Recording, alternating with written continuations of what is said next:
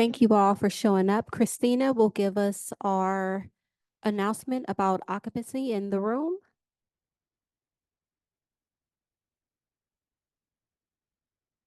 In order to help assure compliance with the Brown Act and in order to make our board meetings more effective and more efficient, trustees will speak only when recognized, and trustees who speak on a topic other than the agenda item currently under consideration will be out of order. Board meeting protocols. The safety and decorum of the school board meetings are important to Stockton Unified School District and the community. SUSD promotes the public's right to free speech, and we want to make sure that all community members, parents, and students are able to participate in a safe environment. We want to ensure all community members have a seat during the board meeting. We will have the maximum number of chairs allowed per fire code, 132. We ask that members of the public do not stand along the side of walls or block the walkway. Anyone standing up during the meeting will be asked to take a seat. If they do not comply, they will be asked to leave. Any accredited news media representative who is standing will have a press credential clearly visible. There is a podium position in front of the first row of chairs. No one other than the person who is speaking may be at the podium except for a guardian, administrator, or translator. For safety, people may not line up behind the speaker to wait their turn. We want to give the person at the podium the time and respect they deserve. Each speaker will be allowed 3 minutes. Attendees are not allowed to enter the area past the podium where board members are sitting. No profanity or obscenity.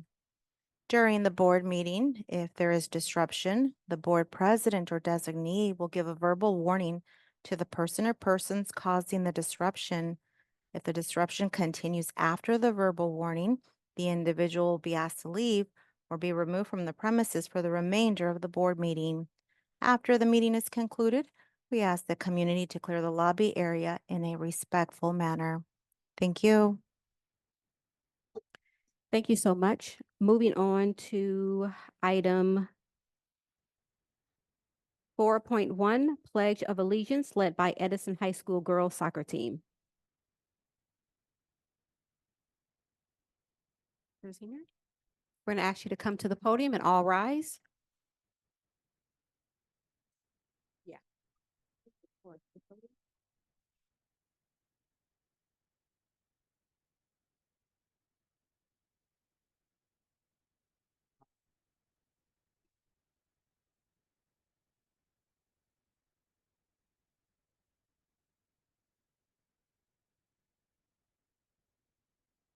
Edison, you'll lead us, so we'll start with you.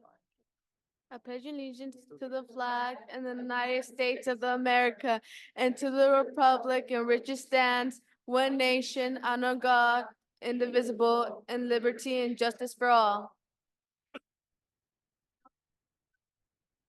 So we're going to ask Edison's team to stay there. We have certificates for all of you. Trustee Cologne will read the names, and then I will pass you out your certificate.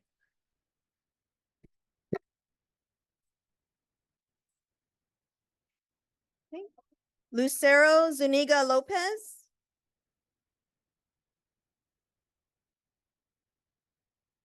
Lizette Salcido.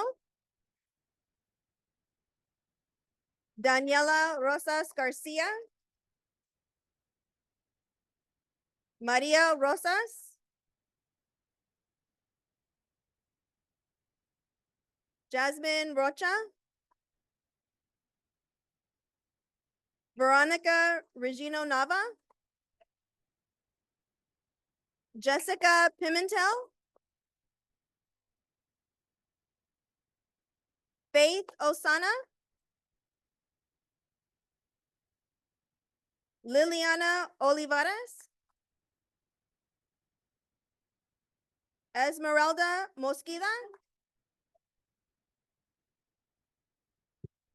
Bailey Moore.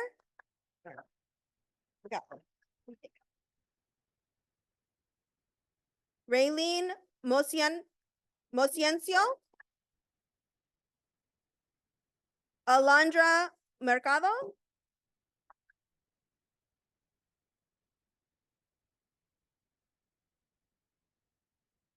I'm not sure if this is a K. Oh, Zaraya Lockhart. Did I pronounce that correctly? Okay. Mariori Leva, and please correct me. Melissa Herrera Carranza. Natalie Gomar. Daniela Seja. Quetzali Campos. Ashley Bautista Avina. Julissa Alfaro.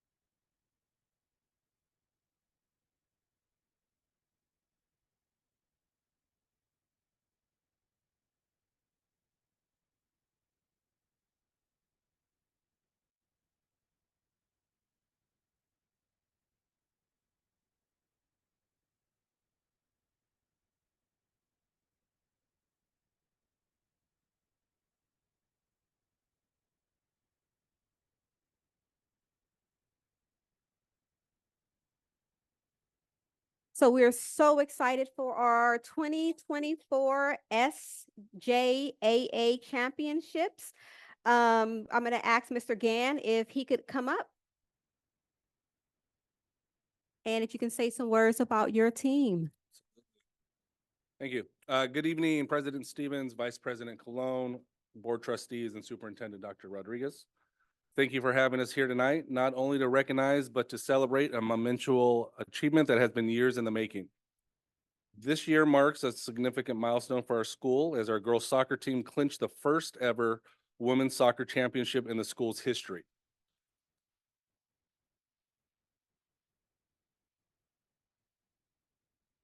This achievement is not just a win, it's a testament to the unwavering grit, determination, and resilience of these exceptional athletes. Their accomplishments also go beyond the scores on the field. They exemplify teamwork, resilience, and a spirit of true champions.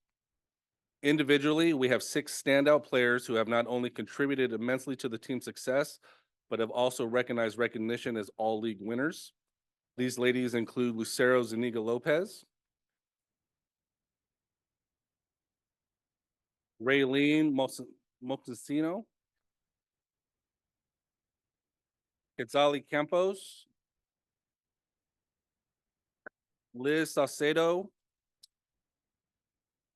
Melissa Herrera, and Bailey Moore.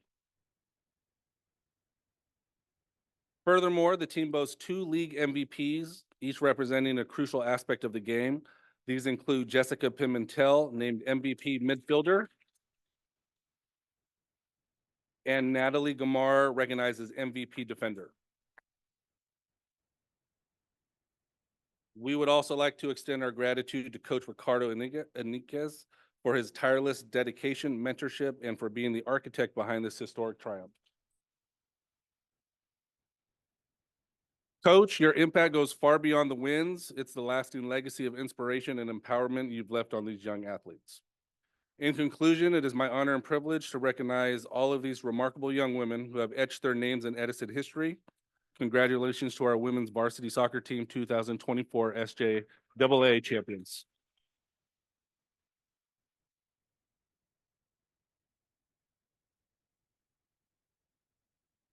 And you did it in International Women's History Month. So we celebrate you. And to Coach, to you leading ladies, we thank you for your hard work. Coach, do you want to say anything since we have you here? You're a coach. You want to say anything? Let's go, Coach. First of all, I'd like to thank everybody that gave me the opportunity to actually have this pleasure of coaching Edison High School. This is my 12th year there, and I enjoy every minute of it. Coach Lynch gave me the opportunity. Coach Martinez brought me along, and worked together. And like I said, it was a long journey, well, we're here. We did it, and I hope it's not the first one. I guess it's the first one, but I hope it's not the last one. So, so I thank you everybody for giving us the opportunity to present these girls and wish them the best uh, for what years to come. And thank you everybody for being here. I appreciate everything.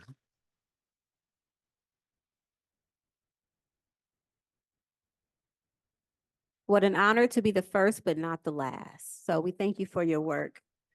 Moving on to item 4.3, recognition of California Distinguished Schools of 2024. And we will call Mr. Clappenback up to the mic.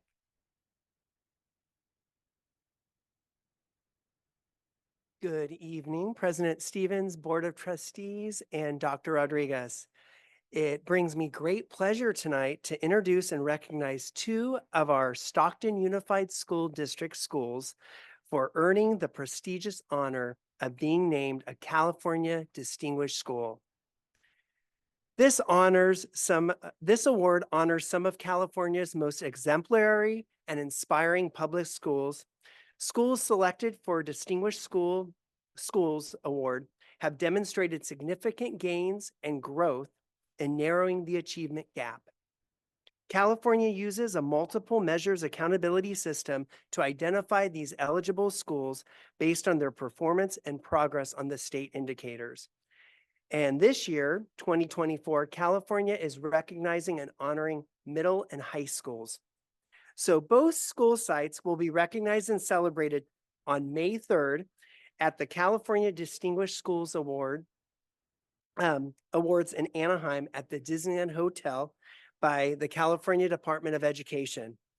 So without further ado, I would like to introduce and congratulate the principal of Health Careers Academy, Mr. Aaron Mata.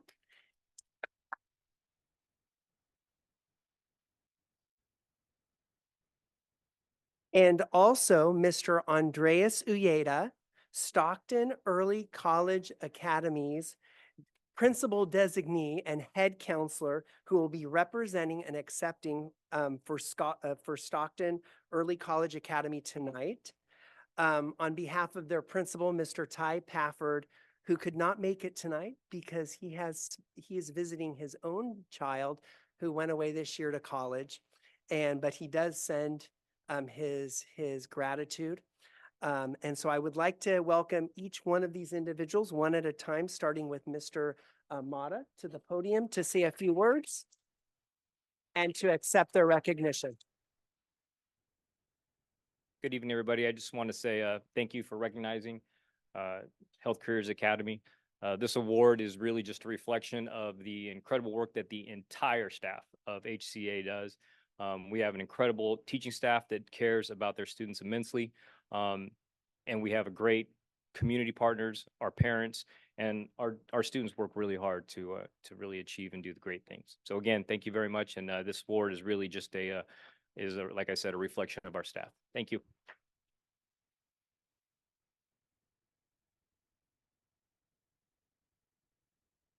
On behalf of our students, our teachers, our CSEA support staff, our counselors, our leadership at SECA, we'd like to thank you for recognizing us and all the support that the board has given us, Dr. Rodriguez, the district in general. We work really hard. We stay really focused at SECA. So, it's hard for us to kind of look up because we're too busy working. So we appreciate that you guys are appreciating us and our accomplishments, as well as Health Careers Academy. And we hope to continue to make the Stockton community and SUSD proud. Thank you. Thank you. And we have certificates for both of you. We're going to ask if you can come back and your trustees will provide you with your certificates. Trustee Donaire and Trustee Rico.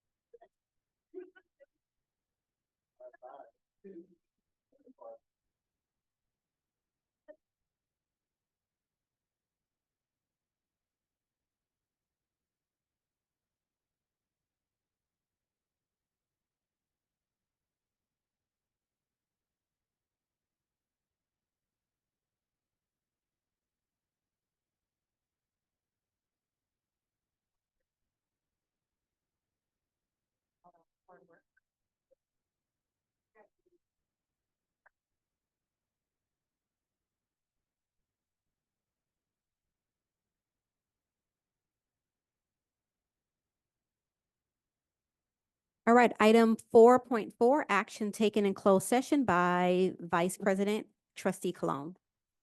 All right, thank you. Board motion to approve item 2.1, public employee appointment certificated 4-0-2-1. So 2 abstentions coming from trustee Flores and trustee Rico, and 1 absent trustee Mendez. Board motion to approve item number 2.2, public employee appointment classified 4-0-1. So 2 abstentions from trustee Flores and trustee Rico, with trustee Mendez absent. Board motion to approve item number 2.3, 4-1-1-1. So 4 approved, 1 no from trustee Zulueta, 1 abstention from trustee Rico, and 1 absent trustee Mendez. At 5:46 PM, we closed the meeting, and we will reconvene to close session at the close of our public meeting. Thank you, trustee Cologne. Moving on to 4.5, order of agenda. Are there any changes? Trustee President Stevens, I'd like to ask to remove item 12.1 as a duplicate of 12.5. Any other changes to the agenda?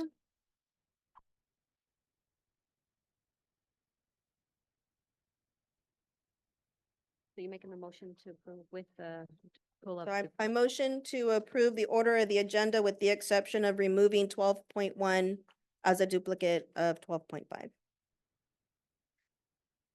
Is there a second? I'll second the motion. Okay, second. Any discussion? Seeing none, roll call vote. Vice President They are Colon, duplicates. They are.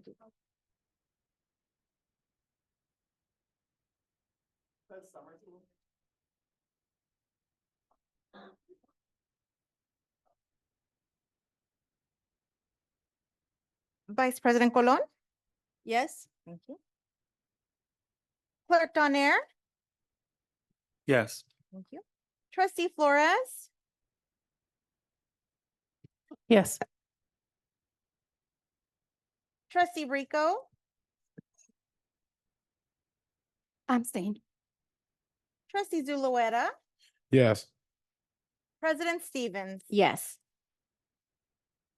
Motion passes 5-0 with trustee Rico abstaining and trustee Mendez being absent. Thank you. Item 5.1, oral suggestions and comments from the community regarding open session agenda items. And Christina will read the number of public comments and request each person to provide their public comment in the order they were received, and Yvette will be the timekeeper. Individual speakers shall be allowed 3 minutes to address the board. The board shall limit the total time for public input on each item to 20 minutes. Madam President, we currently have 3 comment cards. The first speaker is Dr. Christopher Anderson regarding agenda item 11.2.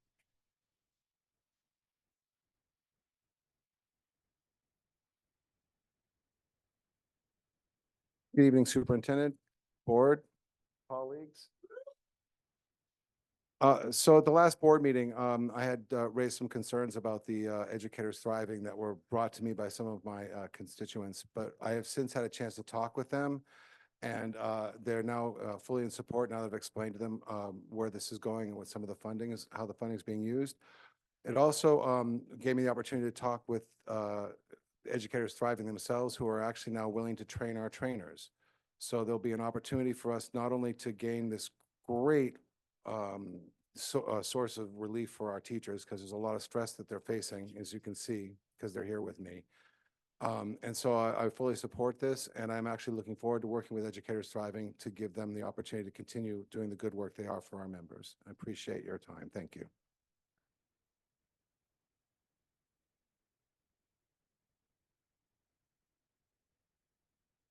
The next public comment is from Terry Wells regarding agenda item 7.1.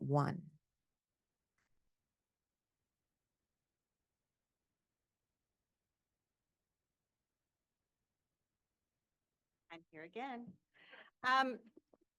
My name is Terry Welch. I am at Jane Frederick Continuation High School. I love my site. We have a supportive administrator and assistant administrator. The support staff is excellent. The teachers are wonderful. However, I'm noticing one thing. I noticed it last year. We're getting an influx of English language learners. We don't have the support for that. Last year, I had 8 students who came in fourth quarter. They were level 1. And I had no idea. And I kept reaching out to the ELD department and no one returned any calls. The first thing I did this year is I went to the meetings and I tried to speak with the director of the ELD department and the language development department. And I did speak with him. And he seemed very supportive. I have not heard from him since. I have two kids. One is actually labeled newcomer. She doesn't speak any English. That's the one labeled newcomer. The other one doesn't speak any English. We have one bilingual assist. She's fabulous. Her name is Sonia Valenzuela. She advocates for her students left and right, but she's doing all of the LPAC testing. So I have no one, and I am not the only person, but I'm the only person here today. I don't think we're doing right by these kids. I don't think that they have the families to come and support them. And these kids have supportive families. They're just working. And again, they don't know the system. And I think that Stockton Unified gets by with a lot of stuff because our parents don't know the system. And it's not okay. So that was it. Thank you. Oh, wait, no, I got 50 seconds and I want to sit here and say, when these kids get SARB to us, I don't understand why they're SARB to us when they're in comprehensive high schools that do have the personnel to support them. That's what my concern is. You take them from a comprehensive where there is a newcomer class and there are all of these teachers that are able to help them. And then you send them to us where we don't have what they need. Anyway, that was it. Thanks. I'll see you in a few. I'm on there again. The next public comment is from Justin McGee regarding item 14.2.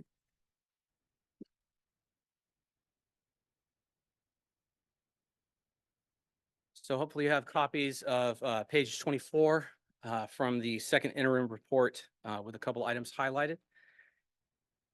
Another teacher brought this to my attention who could not be here tonight, and so I said I would make sure that it got made aware of for all the right people. We actually shared this to the district indirectly earlier today, and trusting that would happen. So maybe this isn't brand new news, but there is information used for projections for the next couple of years about anticipated costs.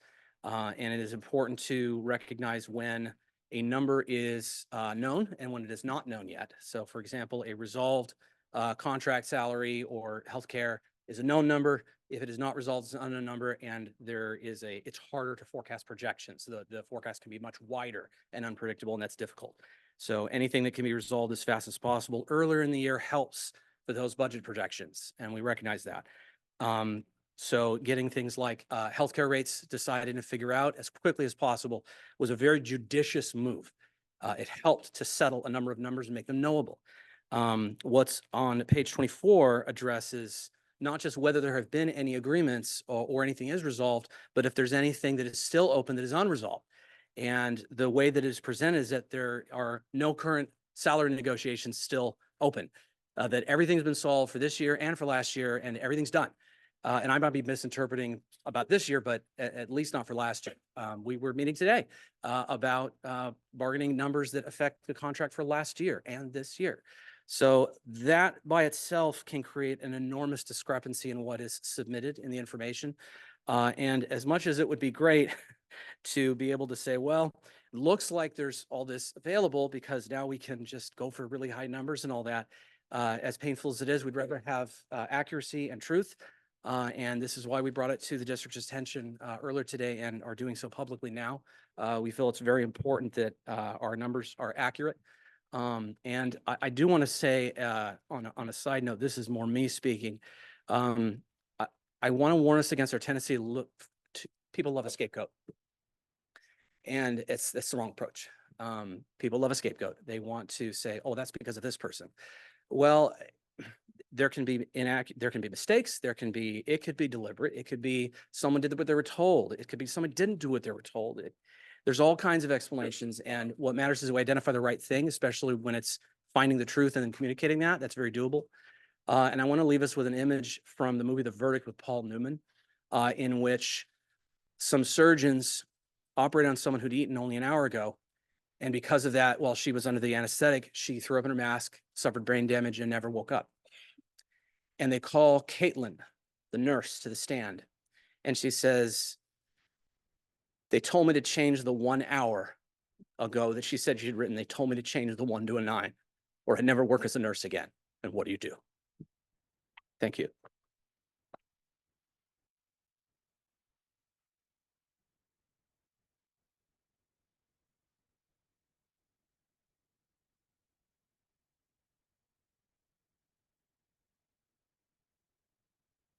Madam President, this concludes the public comment for item 5.1.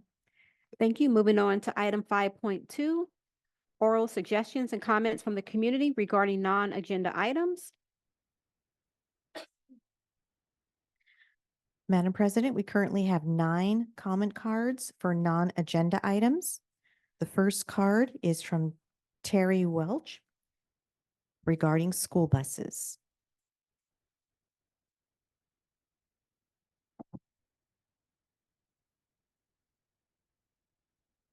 So it's me again, Jane Frederick. Last time I was here, I spoke regarding special ed and school buses. They're still coming late. My kids are still missing class. Again, we are violating these kids' rights to a free and public education. They're really great kids. And what I forgot to say last time is we have after school tutoring. That bus picks them up on time as soon as that bell rings. So they never get a chance to take advantage of it. So we're credit recovery. They don't get a chance to make those credits up. I was at a point where, like I said, I had kids who missed an entire quarter. And I had to sit here and say, what do I do with them? What do I give them? We give them, it was a no mark. I don't know what we gave them this time, but none of this was their fault. The bus did not pick them up. So you might want to look at that again, because that's not okay. Then I wanted to go back to the other. I wanted to let you know that our students are picking up the slack for the district's lack of support for ELD. I have one student, I don't want to mention her name, but this little girl has helped all of the students that I have in my class. She translates for me. She teaches them how to do things, and that's not her job. And she's so sweet. And I know I have a minute, but she is fabulous. And every teacher who had her last year mentioned how great she was. And I believe she got an award for it last year. And I wanted to, I hate talking, sorry. Actually, I love talking. I just hate talking up here. For level 1, English learners at this level have minimally developed oral listening and speaking and written, reading, and writing English skills. They tend to rely on learned words and phrases to communicate meaning at a basic level. They need substantial to moderate linguistic support to communicate in familiar and social academic contexts.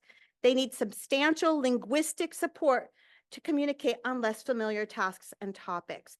So just from reading this, they need more support than we are giving them. So if you could just kind of send some stuff Jane Frederick's way or keep them at the comprehensive, that'd be great. Thank you, guys. You heard that, right? Jane Frederick? The next public comment is from Miss Natalie Cabrera.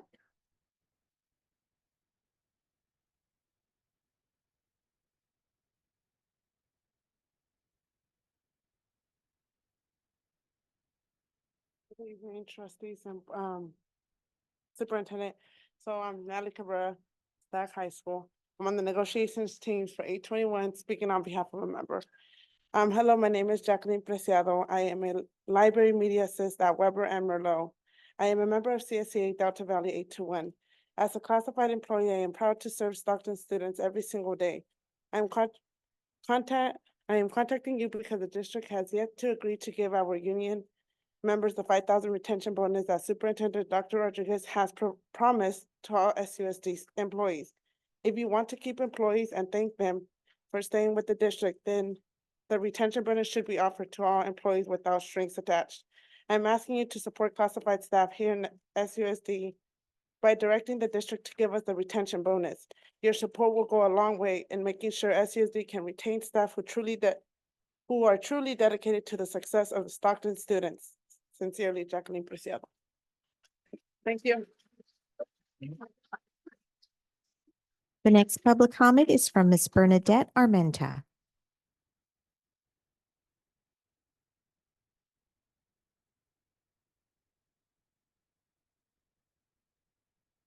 Oh, somebody left theirs.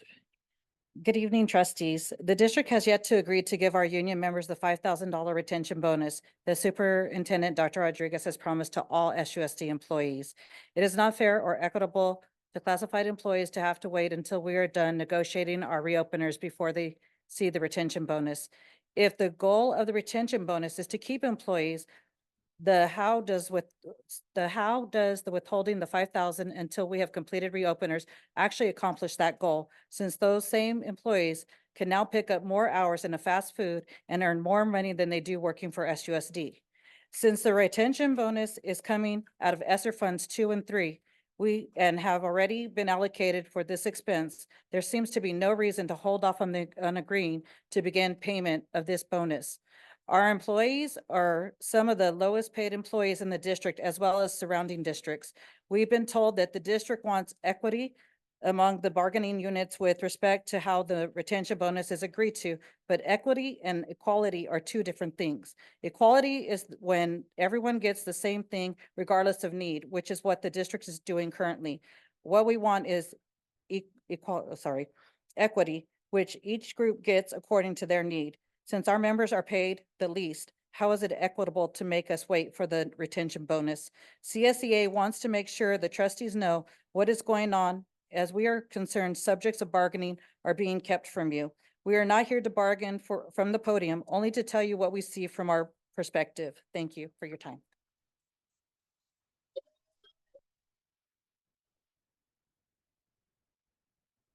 The next public comment is from Miss Alicia Lopez.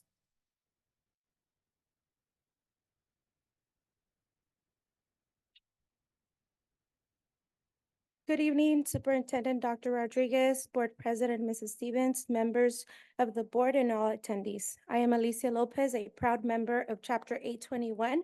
Today, I address the importance of negotiating the retention bonus separately from our discussions on health benefits and wages. Our objective extends beyond securing a contract. It's about securing the right contract, one that ensures a livable wage for our members. We acknowledge the complexity of negotiating, particularly when dealing with legal representatives who may not fully grasp how valuable and essential the role of members of 821 holds within Stockton Unified School District. We urge SUSD to consider separating the retention bonuses, providing us with a moment to breathe and reinforce our commitment to serving our students, teachers, families, administrators, and community during these challenging times. As a translator interpreter specialist, I understand the demand my role, which notably does not include a car as a listed requirement. Yet to effectively fulfill my duties in which I go from site to site, I only receive a 67 cents per mile. It falls short from covering the essential costs like gas, car insurance, oil changes, and all car maintenance, underscoring the present need of adequate support. Last year, my 4% bonuses was completely absorbed by the essential car repairs, highlighting the financial strain of maintaining a personal vehicle for a professional purposes.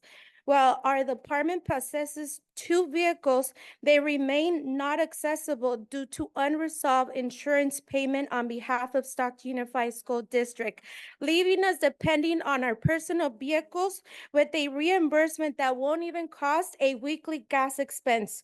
This predicament extends beyond my role, affecting our fellow members like social workers and health aides. The purpose of a retainer bonus, offers relief and support addressing critical needs for our members, and they all vary from catching up on essential utility bills, extra food on their tables, or even car maintenance. We advocate for the consideration of separating negotiation point, and we will fulfill our collective agreement of excellence in our roles. Thank you.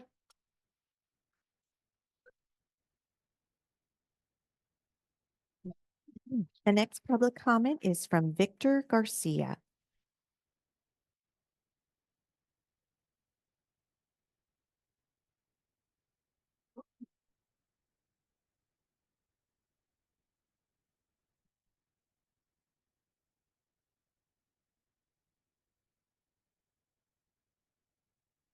Hi, guys. First off, thank you for setting a lot of the paras to the conference this week. So I appreciate that, Dr. Rodriguez and the board. I do want to just say, as I started, an SUSD mentor of mine once told me, Victor, I'm tired of working for people who know less than me. I did not realize how much those words ring true to today in this district. I too have grown tired of working for people who are ill-equipped in managing myself and my fellow CSEA brothers and sisters, along with other union brothers and sisters. As the vice president of CSEA 318, I have gotten the privilege of getting to see how management conducts themselves when dealing with people, district concerns, and negotiations. When asking for answers, assistant superintendents and directors do all they can to just deflect issues and not actually listen. I have also seen assistant superintendents and directors behave in a manner where their egos come across as fragile. When forced to deal with the real life concerns of your employees, many will more than likely deflect and point fingers instead of working together to come to a solution. Dr. Rodriguez, I want to choose joy, trust, and belief, but it becomes much more difficult to make that choice with the people that are supposed to support your mission and vision. I would like to believe that maybe the people in your cabinet, along with certain directors, don't carry the capacity to support and understand your direction in a way that conveys what positive change you're hoping to make for this district. Certain people in positions of authority need to focus more on actually listening and having thicker skin when dealing with complex. Transparency is not happening when my labor relations rep is asking for interview scores that there were that we had in past practice on behalf of myself and other members.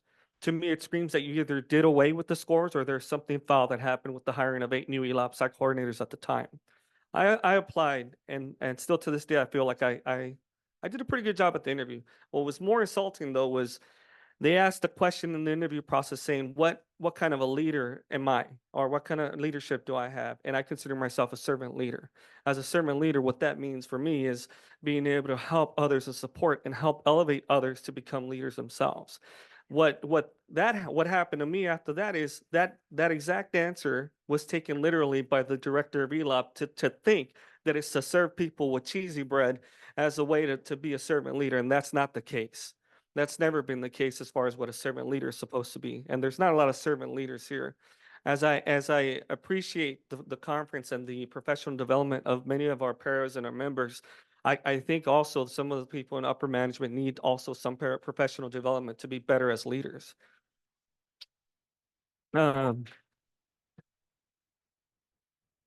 Yes, one last thing.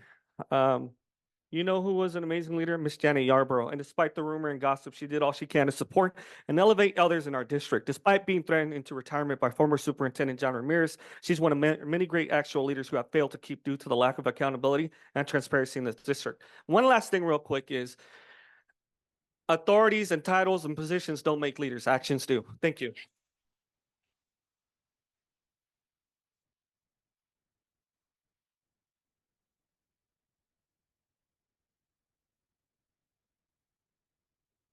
This next speaker is Dr. Christopher Anderson.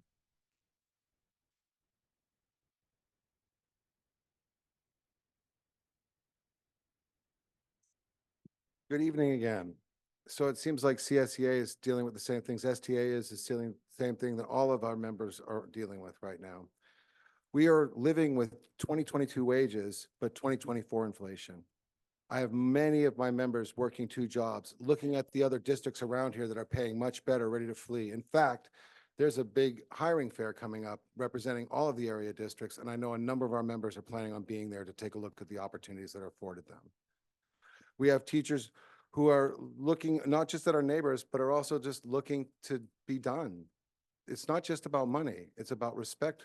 It's about people feeling like they belong here, that they're wanted here. And I'm hearing more and more folks who are frustrated, but they don't feel welcomed on their campus. They don't feel appreciated by their administrators. They don't feel like anything's going to change. Believe me, we would love to have joy. We would love to have trust. We would love to have belief, but we can't have any of it without a contract, and it's been almost 2 years.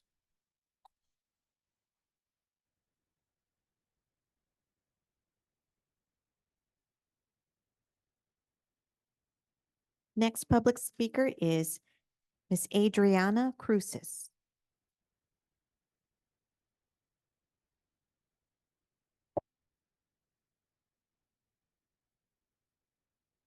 Good evening. Today I'm speaking to you, Adriana Cruz, as the Executive Board Director, one who has been given the privilege of visiting many sites and listen to my fellow teachers and no longer feel alone in a classroom where I felt that I never belonged. Now I know that there's a lot of people behind me. We're all wearing blue today. We are not liking the fact that we have to use a matrix to point fingers at our classroom managements. It is a tool for administrators to discredit the great job that we do every single day. We do not feel safe. That behavioral matrix is taking over instructional minutes that it's against violation. We should not be using a cookie cutting solution because we provide and we are asked to be flexible with our lesson plans every single year to accommodate all of the students that we have. And you keep giving us a cookie cutting behavior matrix that extends the possibility of students receiving assistance, mental assistance, correct assistance, and yet it's months before they even get to see anyone. Administrators, teachers, classified staff, we are all being spread thin with wages that are not affordable for even teachers to qualify to buy a home. They do not qualify and they cannot afford to stay here. You're kidding me? A $5,000 bonus? That's not even what people have to pay to close on a home. How can they stay here? The rising prices, it's not fair. We need to really think about it. When was the last time any director took a pay cut? When was the last time a superintendent assigned to to lead a district started working with us without a contract? We don't have a contract. The last thing I want to say is, please stop using teacher observations by administrators who only dig to find errors. Yep. Stop telling us that it's because of our classroom management when we are in the forefront and every day we show up and every day we give and every day we get harassed. We're working in unsafe working conditions. That is a red flag. Our administrators need support. Our campus supervisors need support. Stop closing the bathrooms, even though the administration said there was a direct there was a direct, Thank you, Ms. Cruces. oh, my time's up? Yes, ma'am. Oh.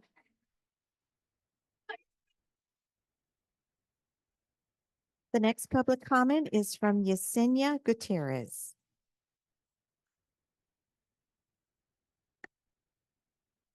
My name's Yesenia Gutierrez, and believe it or not, I actually have joy, trust, and belief that you can actually increase compensation for all of these amazing teachers, but unfortunately are refusing to. You say that you care about students, but who do you think fills their cups? One word, two syllables, teachers. How can we teachers fill our students' cups if our cups are just about empty? And don't get me started on classroom sizes, the influx of ELs, I have 11, overwhelmed resource teachers that can't even get caught up on their workload. But we're gonna talk about a three-letter word, pay. Just a few years ago, I would brag about how much more I made in SUSD than my other friends in other districts. But unfortunately, today, that is no longer true. You know, I'm a single girl with no dependents, just cats, but it's true. But I could barely afford my finances. Long gone are those days of saving. How are single mothers or fathers supposed to support their families on this kind of compensation? Or should I say lack thereof? Did you forget that inflation is at an all-time high? I presume that all of you are intelligent people and would recognize this fact.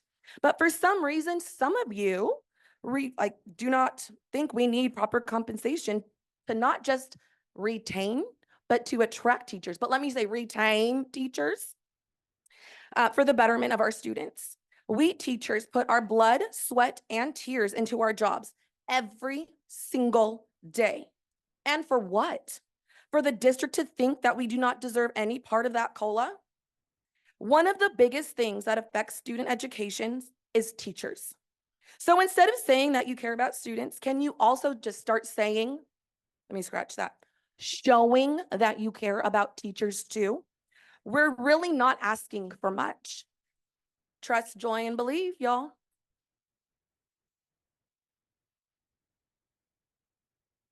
The next public comment is from Mr. Eric Myers.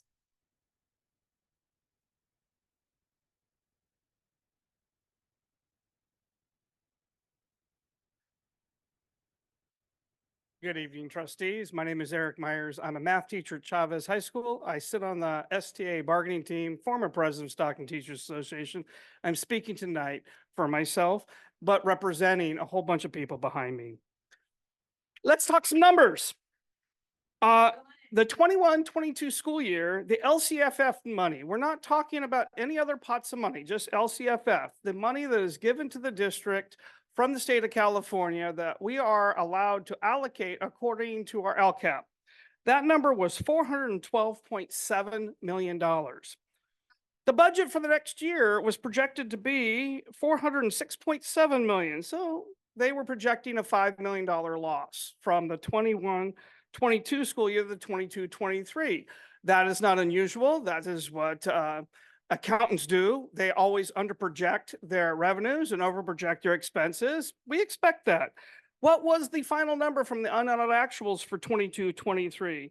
It turned out to be $458.6 million, a 11% increase over what was projected in the budget, and well over a 15% increase from 11% increase from the unaudited actuals from 21-22 to 22-23, and over a 15% increase from the 22-23 budget was projected out in June of 22.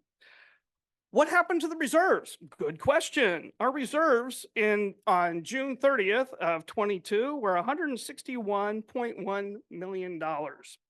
Guess how much the reserves were at the end of last fiscal year on June 30th, 2023. They sat at $173.8 million, but there's more.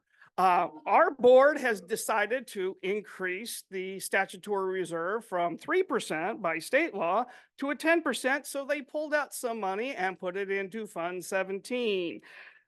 That was 48 million. Then when you look at Fund 67, which is our self-insurance, which is that is money that can be used, that fund went up. Total reserves for the district at the end of last fiscal year were $273.89 million. I think there's money to give all employees in the district some raises. Now, what I would like to say to this is this Saturday at the San Joaquin County Office of Education, there's going to be a job fair.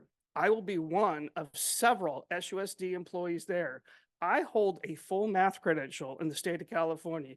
Do you not think that another district in our area would not be interested in hiring me with a bonus that's greater than the $5,000 you're offering us? Thank you and have a nice evening.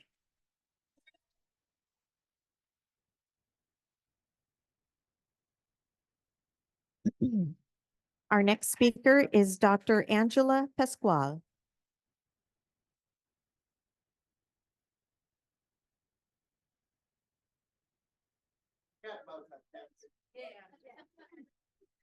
Good afternoon, good evening to our illustrious board. I think, as you see, we have a team of teachers, and when I think about STA, I think about a team. Each of us brings our different strength to the teams. I'm a qualitative researcher, and you notice you've worked with our quantitative people. One of the things that disturbed me as a class of '84 Edison High School graduate is I clicked on the certificated opening list. Well, first, let me say this. One thing I like that the new administration and Dr. Rodriguez has brought is the systematic use of data. I love the KPI system.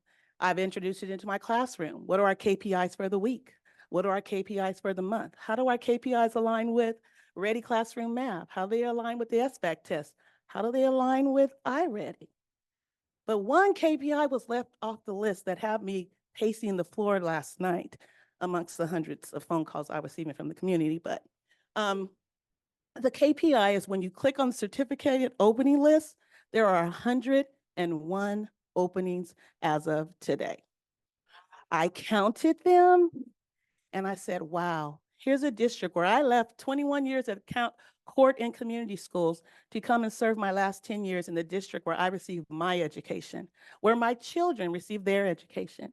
And I know that we can work together as a collective community to stop our talent from leaving.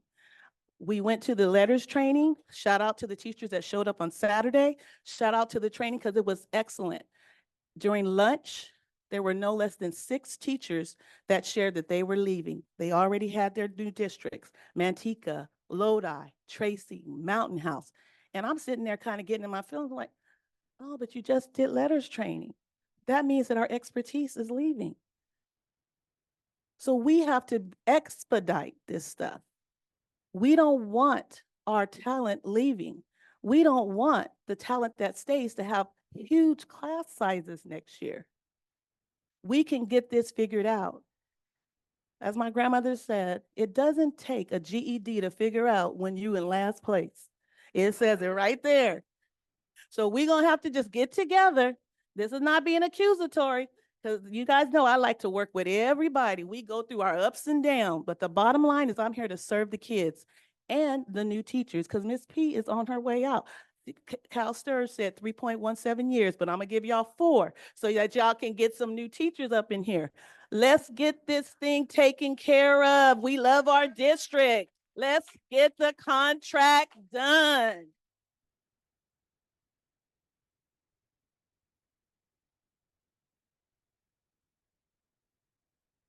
Madam President, this concludes item 5.2. All right, thank you all. Moving on to item 6.1, approval of consent items. Christina will read the oral announcement. Does any trustee have any item they would like to remove for separate consideration as an action item?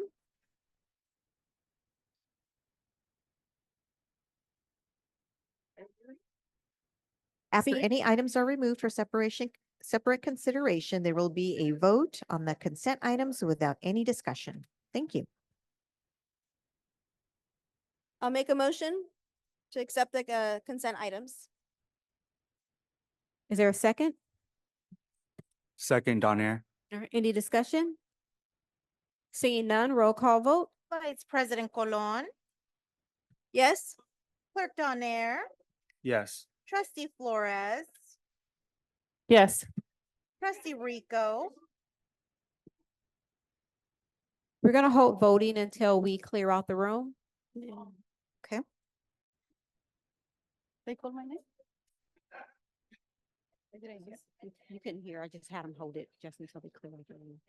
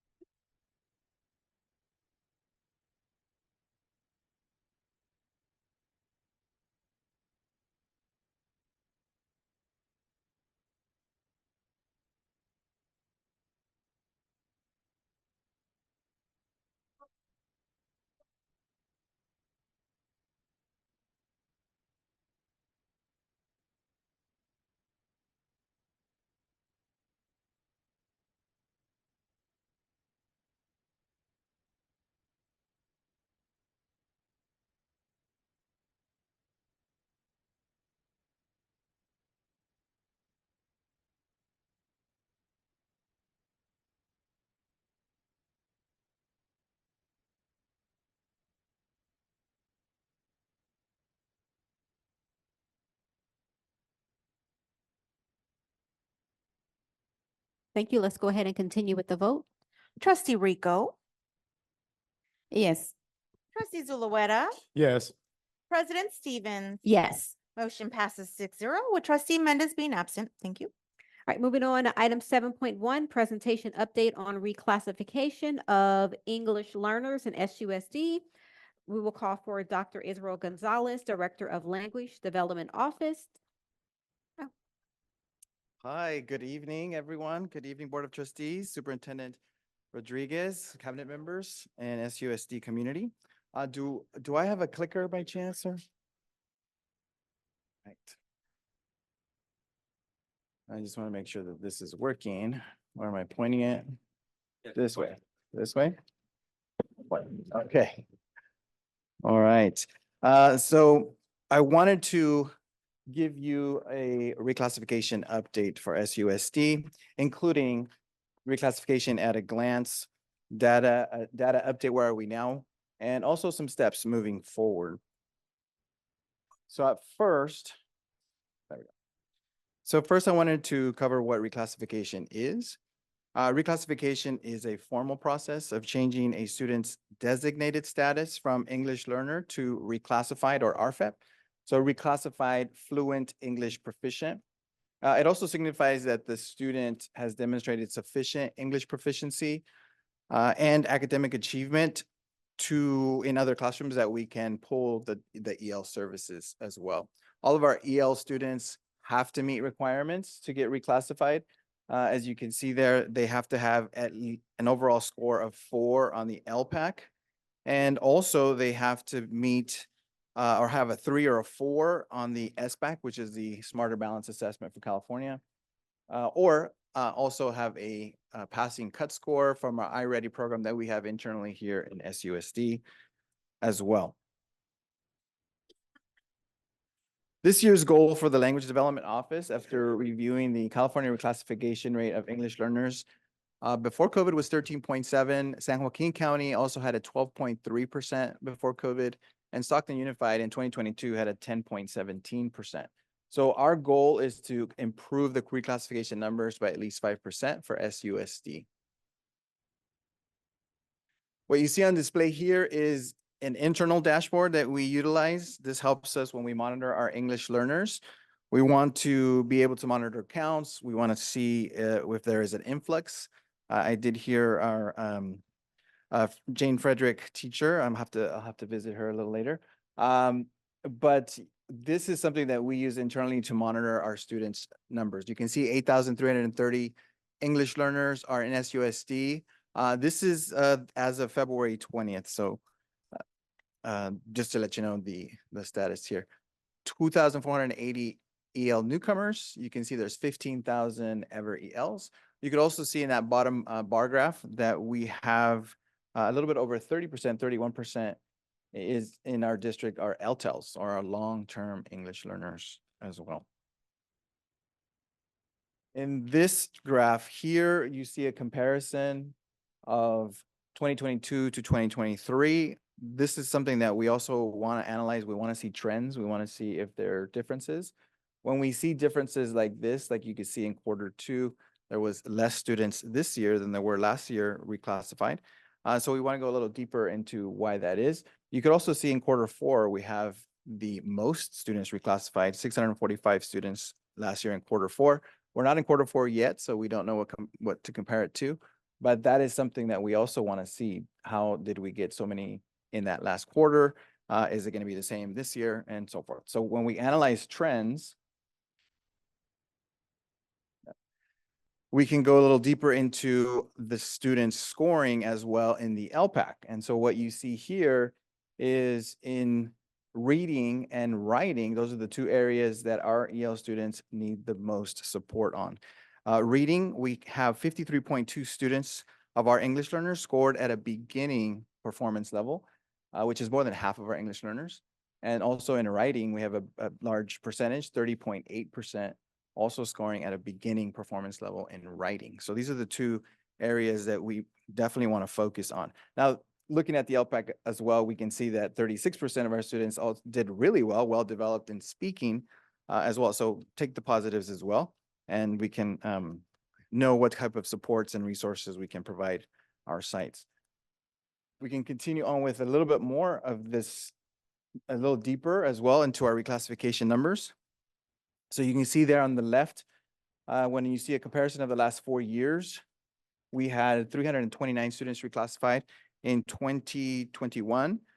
Then we had an increase to 852 in 21-22, 1,160 in 22-23, and this year so far we're at 404 as of just a few days ago.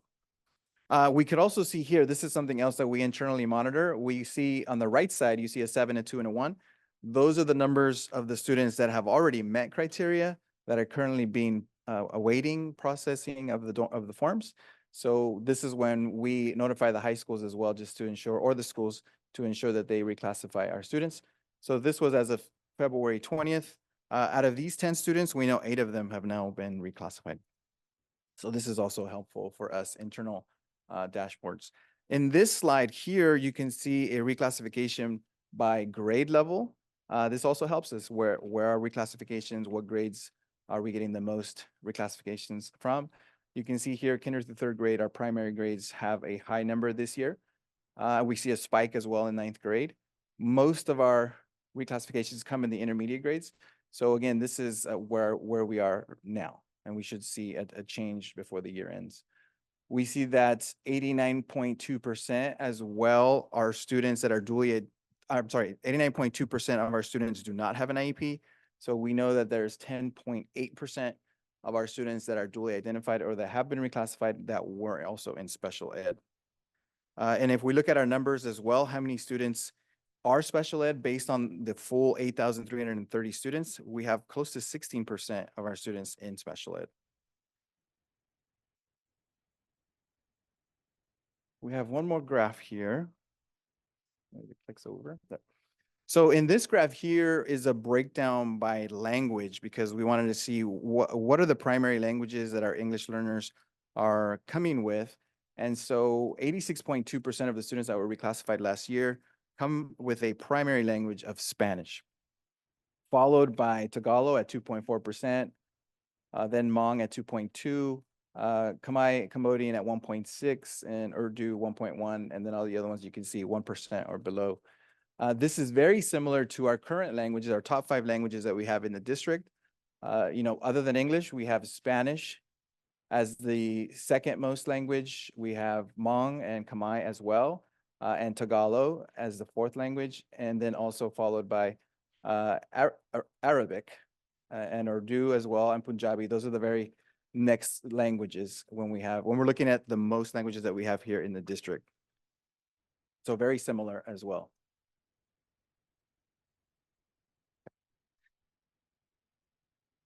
So we want to provide also best practices to support English learners. As you know, they come from different backgrounds. That chart also, the previous chart also tells us that we have a diverse district.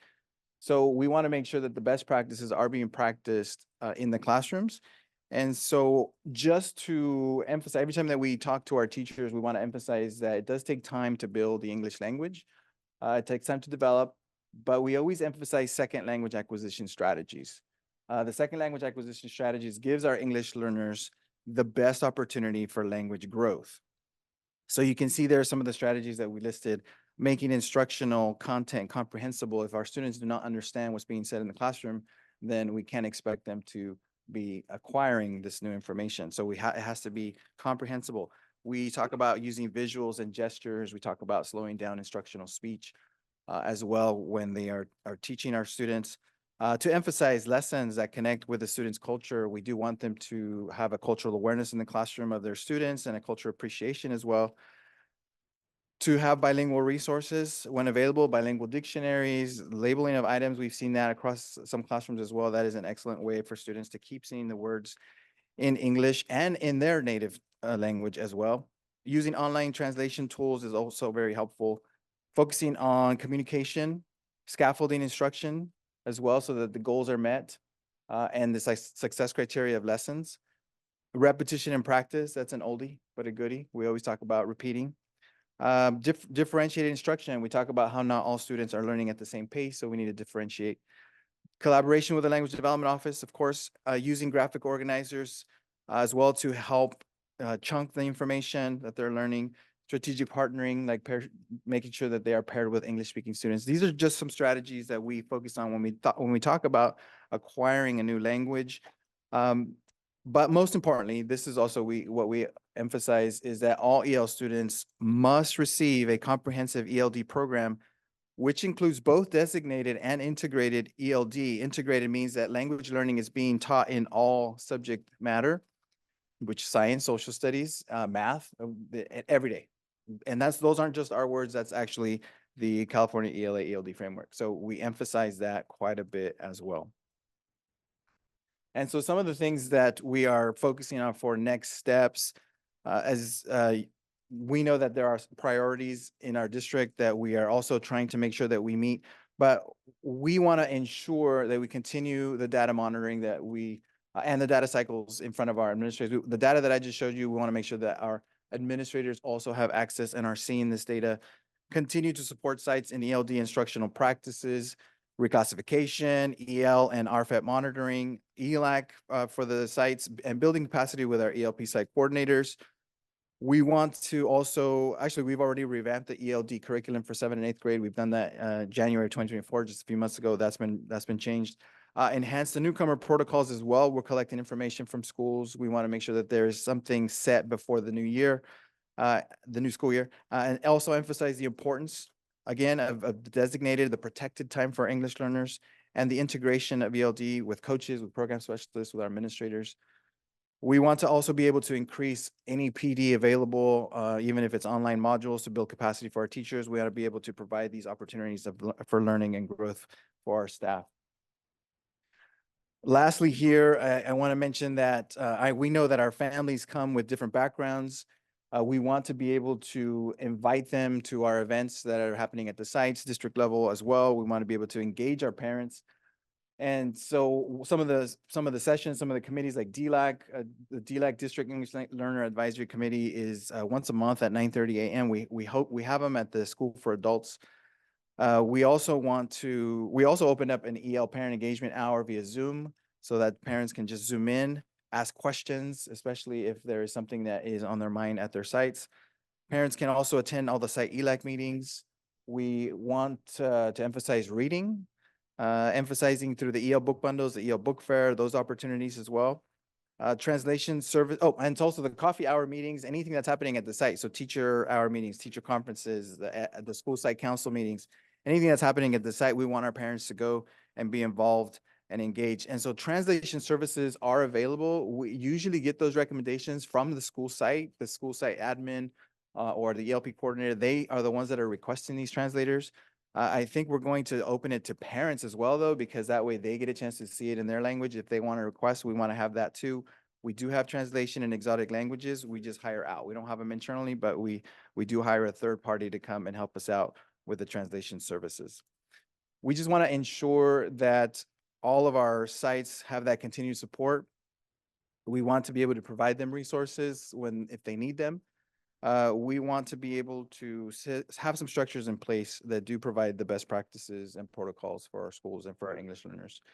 So that is my quick presentation. Is there any questions? I do. Go ahead, trustee Flores. So you already know I've been on this path with you all for a while and advocating for our English language learners. And as a participant in the CABE conference, there are some concerns with the support and the resources that are being provided to our teachers. So I noticed that the reclassification number was 100. What contributed to that amount? Because we have a lot more to do.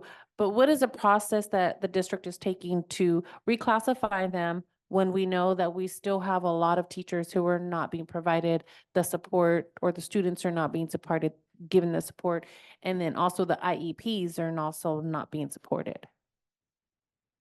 Let me see if I can answer that in chunks. And maybe starting backwards as well, because when we have students that have IEPs that are duly identified, in other words, they're also English learners. In the IEP plan, there needs to be a structure, and there is. What we've seen it. We have our special department also come and train our ELP coordinators. There is a structure in place where they emphasize the things that are being designated or given to the student. If they have an IEP plan, it is in the IEP plan as well when it comes to our English learners. We do see trends and differences when it comes to comparisons of one year to the next. And so that's why we dive a little deeper to see, is it something that we're doing on our end? Is it our numbers that we're counting them differently? And we do see that sometimes right at the end of the year, we do have an influx. And we see that some of those students also stay on for the summer. Some of them get credited to the previous year, some of them get credited to the next year. That's also something that we need to look at a little closer to see what we can do to make sure that's always in the same cut date. But we also look at the LPAC scores and we look at the iReady scores to see, is it something in there that's showing us that we are not doing something for our students in the classroom? When we see that there is over 50% of our English learners not doing well in reading and over 30% in writing, then we know those are the two subject areas that we really need to emphasize with our English learners. The other piece too, as well, is we talk about designated ELD. We know that's a requirement. We talk about it, how it's supposed to be every day, daily, at least 30 minutes. But the integrated ELD piece that is taking place in all other subjects, that is something that we highly, highly rely on the site administrators to monitor that that's taking place, because that's taking place in all other areas. So science and in social studies. And so they're also developing language, but in other contents. So that's something else that we want to make sure that that's happening. So that's the reason why we want to be in communication with our administrators, our ELP coordinators who are at the sites. Now, our teachers, we do offer quite a bit of professional development for our teachers. I think, and this is something I know that we've talked about in services, when we offer so many different professional developments and there's a choice, the teachers are choosing what to go to. And so in that sense, are they choosing the ELD pieces that we want them to go to? Or are they choosing something else that might be more applicable to them at that point? And they might go into a technology workshop, or they might go into something that's a little bit more related to them. So we don't have that funnel just yet, where everybody needs to, we need to ensure that everybody goes through an ELD training of some sort. We do offer it. All of our new teachers get it as well. Anybody coming in, we do make sure that they get it during summer as well. So it's just little pieces like that that we're making sure that we can put together and we can strengthen so that we can have more of a unison across the district. And then one more thing, there is a bill that is at the assembly level right now, and the CABE conference is encouraging people to contact the assembly and ask them to not support it because it's not being supportive of our EL learners. It's AB 2222, and it's a science curriculum. and it's being kind of forced down us. And it's not, it's a focus to, it's a strict mandate, the use of science of reading for foundation solely on the science of reading, and it would not support the EL learners. So that's just one of them coming down along the line of the EL, and then the EL roadmap a lot, as there's some more issues with that, and then I'll try to use my trustee time to explain what those ones are. But I guess my concern is that we as a district need to discuss how do we support the LGL department and the English language department with giving our teachers the English language development support in the classroom, because we can have it and say it all up here, but it's not being delivered into the classroom and it's not reaching the students. I don't want to throw the blame game anywhere. It's just, I think it's a lack of resources, it's a lack of funding, and it's just, there's many reasons on it, but it is an important issue that we do need to sit down and figure out how do we meet the needs of our students, our EL students. So with that being said, Dr. Gonzalez, what type of ELPD is being provided or has been provided so far for teacher development outside of the strands that they receive? So is there just work coming from your department to support them at the site level? Or have you just not built that piece in No, yet? we have professional development across throughout the year. And so those options are always available. We offer them usually after school because we know there's a sub shortage and we couldn't get teams in there, but usually the after school sessions are always on board. So what we're doing right now during springtime is we're offering professional development that's related to content area in the ELD integrated pieces, in the integrated ELD pieces, so that if you're a science teacher, then we have a professional development session just in science, but that'll show you some of the integrated ELD strategies that you can incorporate. We have one for math, we have one for social studies and so forth. So we do have a PD sessions, and we also work in collaboration with the county. The county also has some trainings that they provide, and we also get together with them to see if our teachers can go to those as well. So new family comes in and they speak Arabic. Mother speaks Arabic, student speaks Arabic. What's the process? So that student, for the family or the student?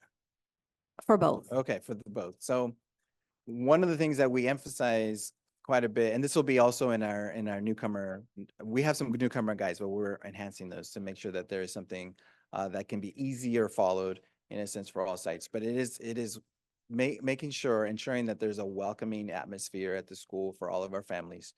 When you have a newcomer student, the student is going to have a lot of differences that we don't know just yet.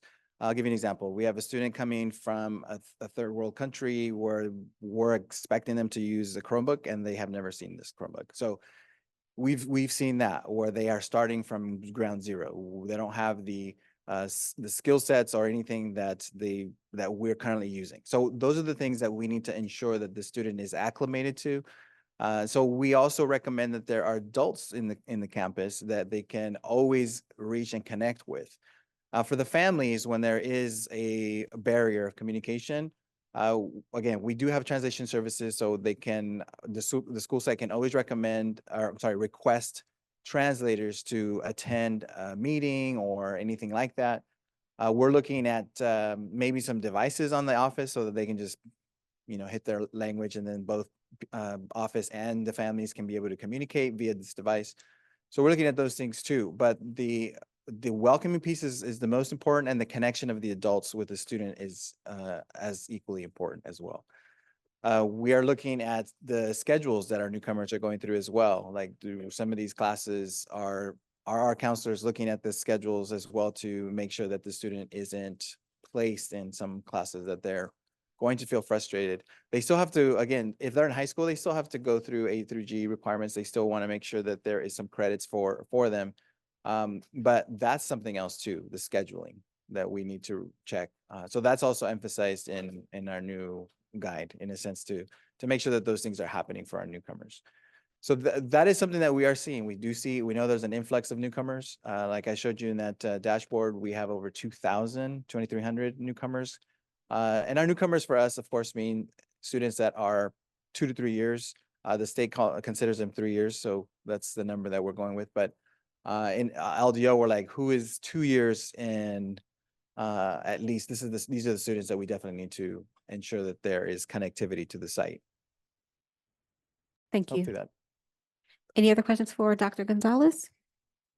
I just also wanted to add that they did discuss the newcomers. That is a new thing. It is an issue that is now being recognized, and a lot of districts are starting to implement a newcomer program.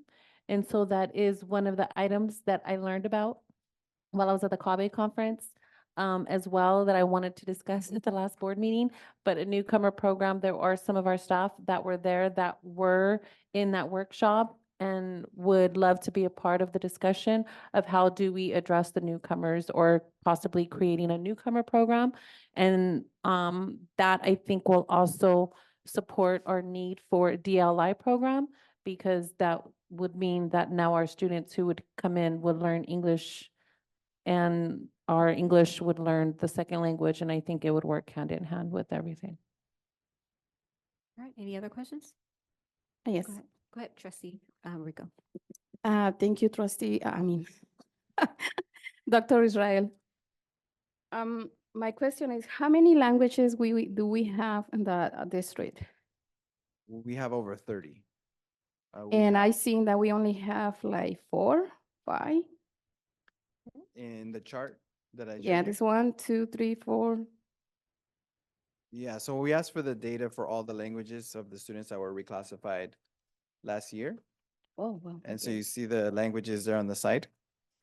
Okay, so my following question is, how you guys can provide services for students who they don't have that translation for the language? So what we can support these students? I think we've tried to not only, I mentioned a few things like the requests of the site. The site can request translators based on the languages that they have there at the school. But something else that we're thinking is, how is it possible? I mean, how is it that we can support, ensure that there is someone there also? We do have bilingual assistants that are across the district. A lot of them are Spanish speaking. We do have other languages too, though, for our bilingual assistants. And we have some bilingual evaluators as well that are working in CWA with different languages. They're getting a lot of the support there as well when they're enrolling their child, but we're looking at what we can do there at the site. That's one of the reasons why I was mentioning looking at something as well, like it's in the office, like a device that can, they can choose the language, because there are several languages. Even when we were assessing our staff and our classified and certificate, we were trying to find their proficiency. We saw that there was a lot of teachers with many languages as well, some that are not even local. And so those were harder to assess. But those are the things that we're looking at to ensure that there's some kind of connectivity, some kind of clear communication between those families and the sites. Okay, so next one is, I see that most of the reclassification we have here in this data is for first grade students. Yeah. How can be possible? Yeah, You can explain to me, please. Yeah, so we see that there is a high number of first graders with the current data. Okay. And so this is this year's data so far. So when we look at 60% of our students being reclassified so far this year are in the K-3 world. We can go with some of the things that we've seen in the past as well, where we see that our kinder and first grade students, the home language survey, when they fill out the home language survey and they talk about what languages are spoken at home, parent usually comes back and says, you know what, I think I made a mistake here. We all speak English. And so some of those corrections are also done. And so we get a lot of early reclassifications. That's why I said that usually the most reclassifications for our AL students are usually more in the intermediate grades, because we now have information as well from our assessments and the state tests. And so we have a lot more information. And so that's usually where we see most of the reclassifications. Okay, so I made this question because I'm gonna add it to that, that we have students who they are already in high school, and they not being reclassified yet. And because I've been part of that, Franklin High School, so I know what I'm saying right now. So how we can make sure to reclassify all our students before they get to high school? Yeah, we always want to emphasize, because the LPAC is a requirement and all of our English learners need to take that assessment. But all of our English learners, like you saw the data, are not scoring at a proficient level. They're scoring at a beginning level. More than half of our students at a beginning level. And some of them are scoring at a somewhat moderate level, but we need them to score a 4 in order for us to reclassify them. And so we're seeing that too. We're seeing that there's a lot of students that can speak well, and they're already at the high school, and they're still getting a 2 or a 3 in the LPAC. So we could say there's quite a few factors there about, like, is there any more motivation for the student to want to take this?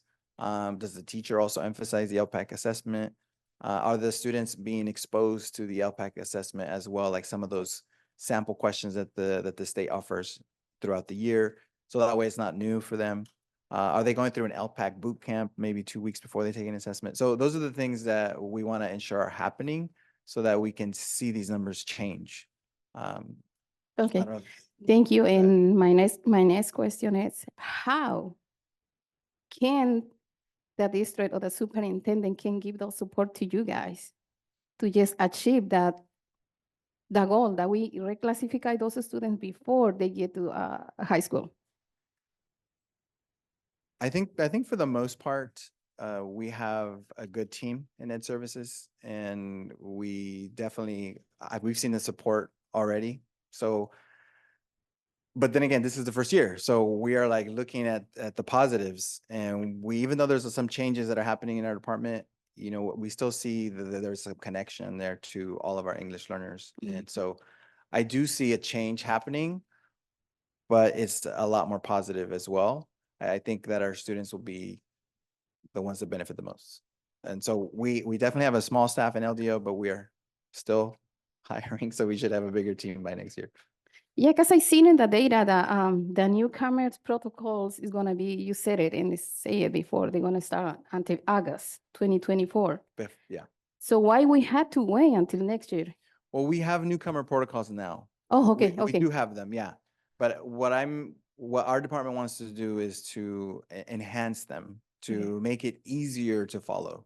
Okay. So we also have a federal newcomer kit that we can just give, that's the federal newcomer kit, but we want it to be ours, something that they can use, utilize, go straight to step 1, go straight to step 2, that kind of process. So Okay. we're just enhancing it. Okay, thank you for clarifying that for me. Thank you so much. Any President other questions? Stevens? Yeah, go I ahead.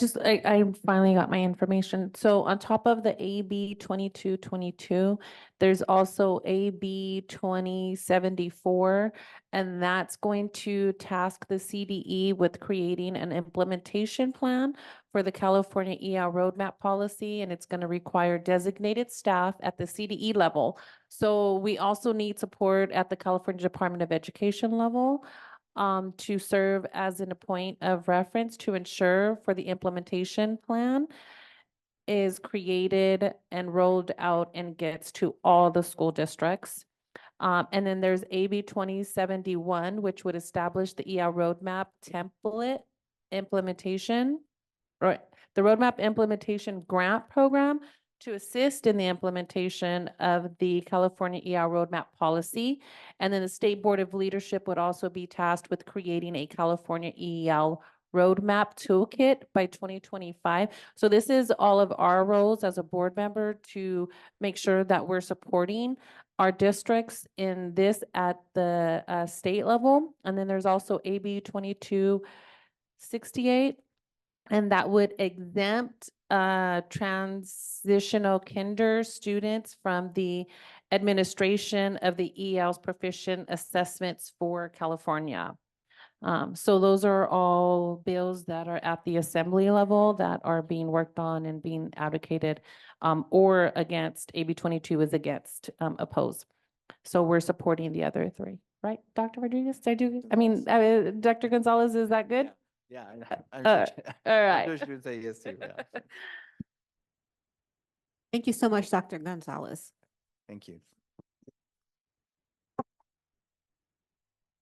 One more thing, and I just want to add, We're moving it's on. one thing. We have moving 2,310,211,000 Flores. multilingual learners in California. Moving on to item 9.1, approval of first reading of board bylaw BB 9240, board training. Discussion? Are we discussing that? Any discussion? Oh, we need a motion first. Is there a motion? I'll make the motion. I'll second. Second. Discussion? Yeah, I just wanted to point out that I see this on the agenda as a form of retaliation for my advocacy to attend professional development conferences. Since I've started on this board, I have been attending these conferences, and every time I come back, and those who've been here this whole time know that I come back with information, I implement what I learn, and I network with other board members across the state and nationally. And this is, to me, if I wouldn't have these trainings and have been at these conferences, I would not be here before you today as confident as I am. I would not be as knowledgeable as I am, and I would not know my role and what we can and can't do as board members if it wasn't for these conferences. Entering, I did not receive support from, I just didn't receive support at this level in our district to be as confident as I am today. There was a conversation that took place between me and Dr. Rodriguez that I explained to her in my networking that I've learned that as board members, it is our job to tell the superintendent what to do and give direction, and not the superintendent telling us what we're going to do. So on top of this, I was told that we're going to be limiting our board conferences and that I am to be paying the price because there are other board members who don't agree with going to board conferences and want to follow me everywhere and make it a negative. So I feel that I'm being punished.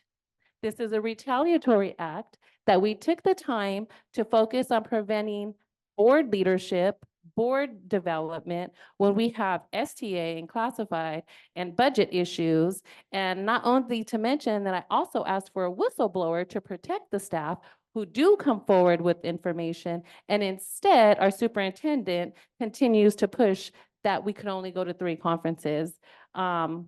So to me, this is retaliatory.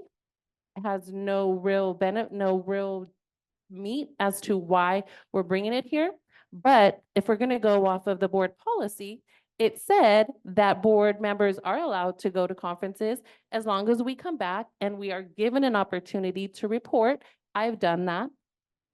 And I have maintained ethical standards. I've gone to all of my workshops. I've done everything. There were some other things that I've emailed to board leadership to look at. So I'm not sure if you guys got it or not, but I highlighted the policy and the part of where I've been there to provide everything then my job to do this. So I stand with staff who say that they've been retaliated against, because not only are you guys being retaliated against, I as a board member am being retaliated against and trying to be suffered and prevented from my professional development. Thank you. So thank you for your comments, Trustee Flores, for being open and transparent about what you're feeling, but also as a board, we do need to make sure that we're financially solvent as a district. So board members do still get to go to several conferences. And no policy that I push is ever about any particular board member, but it's always about doing what we need to do for the best of our children and our staff here at Stockton Unified. So that is one reason why I brought it to the table, to make sure that we can make some changes. But CSBA is a place where we are supported, where we do receive a lot of our work. Those conferences are still up and available for us to attend every CSBA conference, whether it is in person, whether we're flying out of the state, or whether we're taking a webinar with them, as many of us have. I too go to conferences. I don't go to as many because of my schedule, but we do want to make sure that our board is receiving the professional development that they need, and there's still room for all board members to receive training, whether it's with a webinar.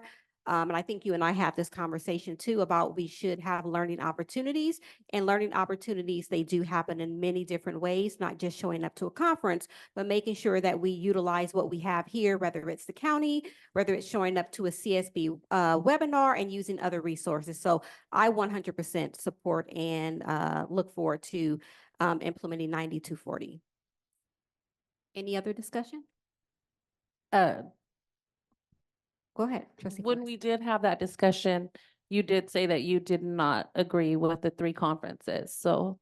Correct. I said that to you. I said that to the superintendent. I said that to staff when we were in the room.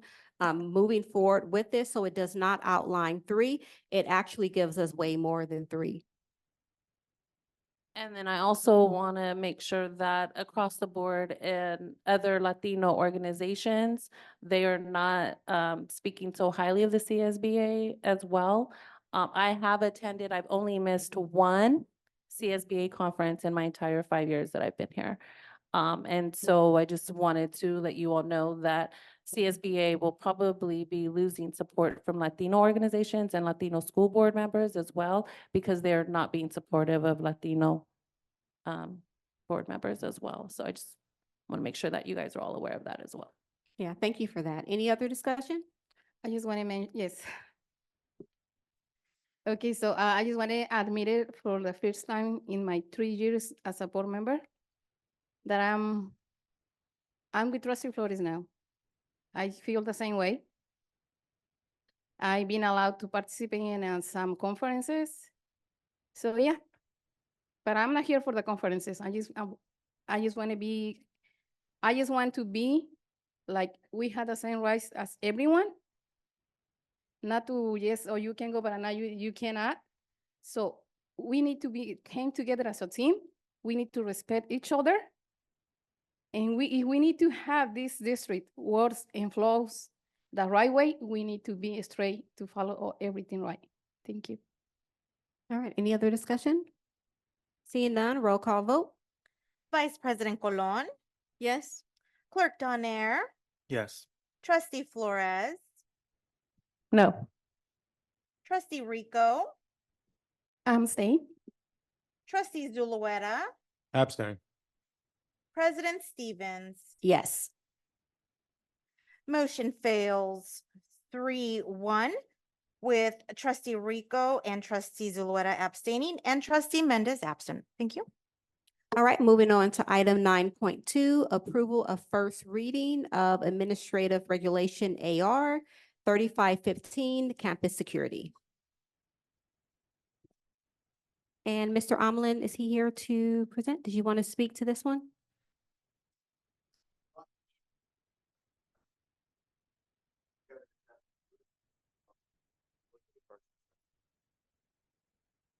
I make a motion. You want to make a motion? Go ahead. I make a motion to approve. Is there a second? I'll second. Second by Zulueta. Any discussion? Questions? Seeing none? No, yes, None. I thank you. None. No questions, so thank you. All right, roll call vote. Vice President Colon, Yes. Clerk Donaire, Yes. Trustee Flores, Yes.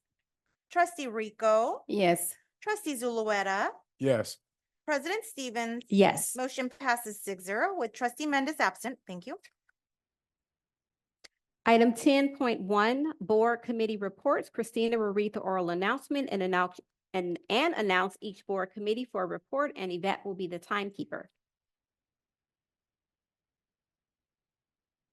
This is an opportunity to hear any reports from the board committees, specifically regarding prior or upcoming committee meetings.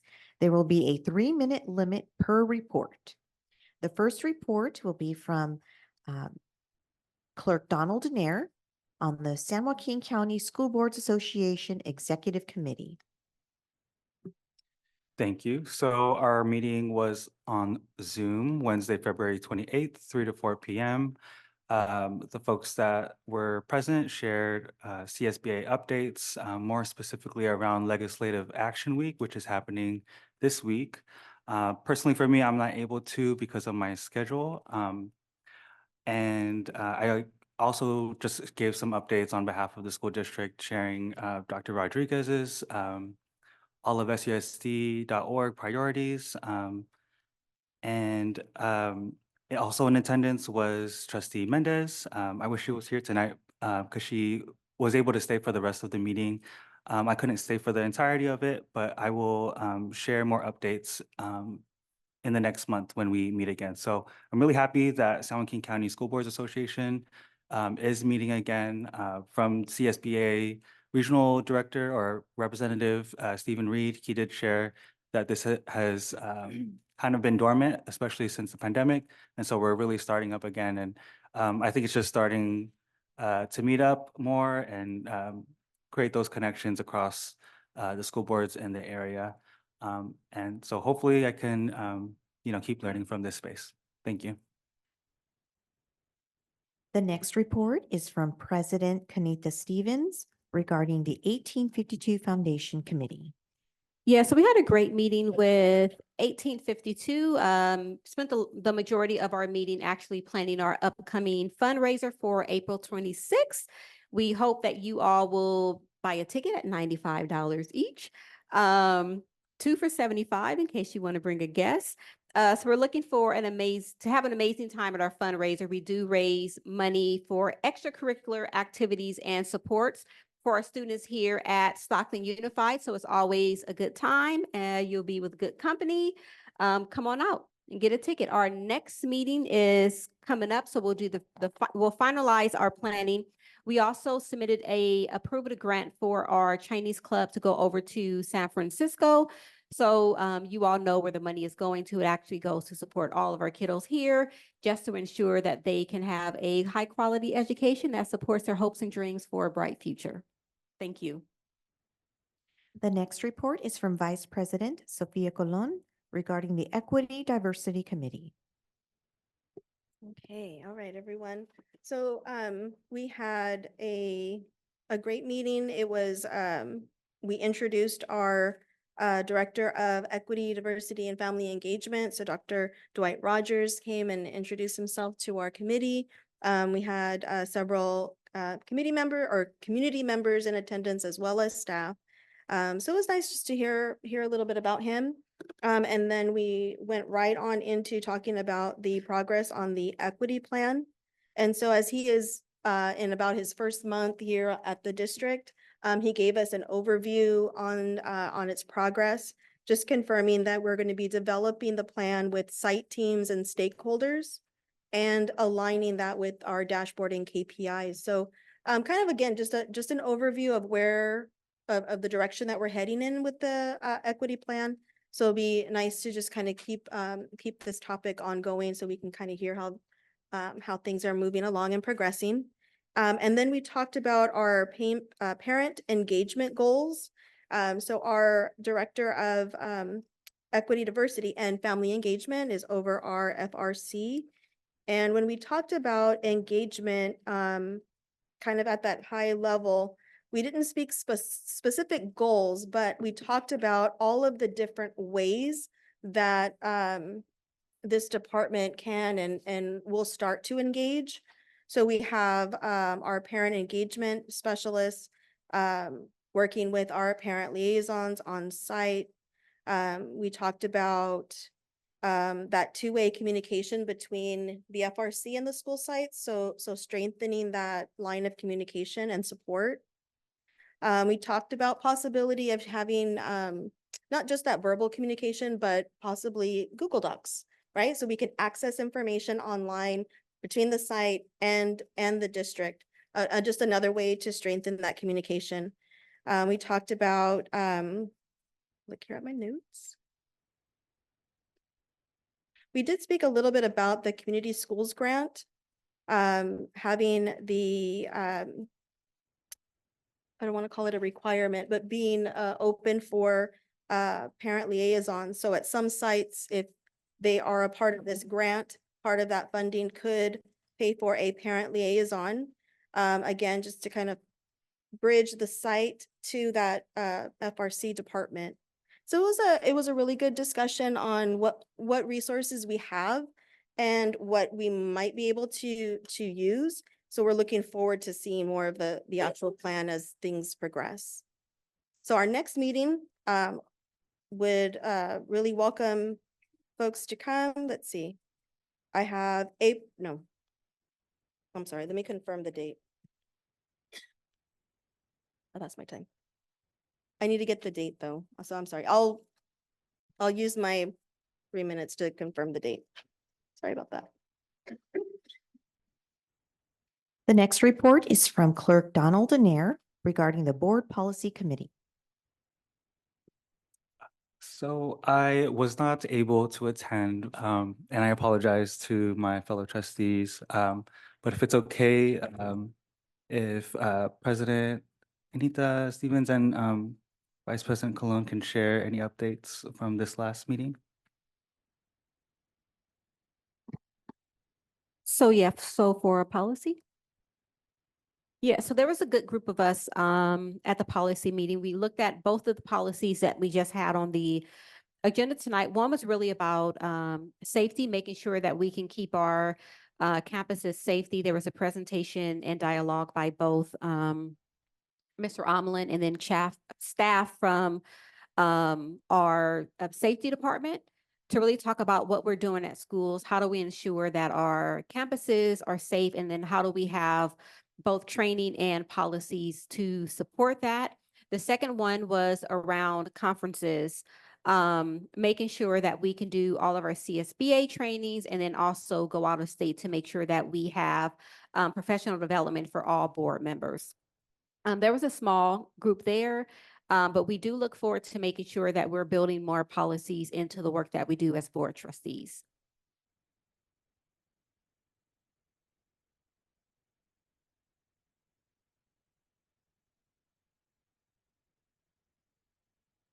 The last report is from President Kenita Stevens regarding the Black Students Thrive Committee. Sure. So I think Dr. Rogers was probably busy because he did an introduction at our meeting too. So it looks like he was around at all of our subcommittee meetings. Also with Black Students Thrive, we looked at our KPIs to really see how we developed a plan to support Black students here at Stockton Unified. Looking at data, we understand that data tells a story.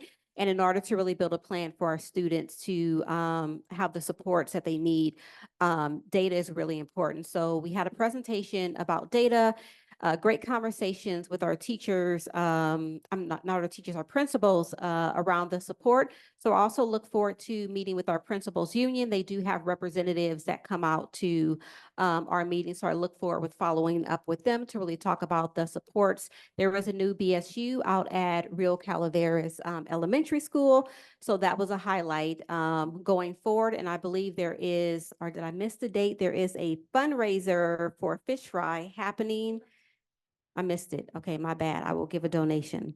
You all can donate too. We did miss the date, but we do look forward to them. Also, our BSUs from our high schools went off to a expo as well. So we'll hear more about them once Melinda Meza does a story for them. So looking forward to all of the great things happening with Stockton Unified and a lot of support from our Plus team and counselors as well. And that's it for reports. All right, moving on to item 10.2, brief reports by trustee activities. Christina will read the oral announcement and Yvette will be the timekeeper. This is the opportunity for each trustee to make a brief announcement or to give a brief report on their own recent activities at the district pursuant to the Brown Act Government Code Section 54954.2A3. There will be a 3-minute limit per report. Thank you. All right, starting to my right, your left, we'll start with trustee Flores and your CABE report. So before I get to that, I was at the Rotary read-in at Van Buren for first grade class. I was in Mr. B's class and he did an amazing, his students are so smart.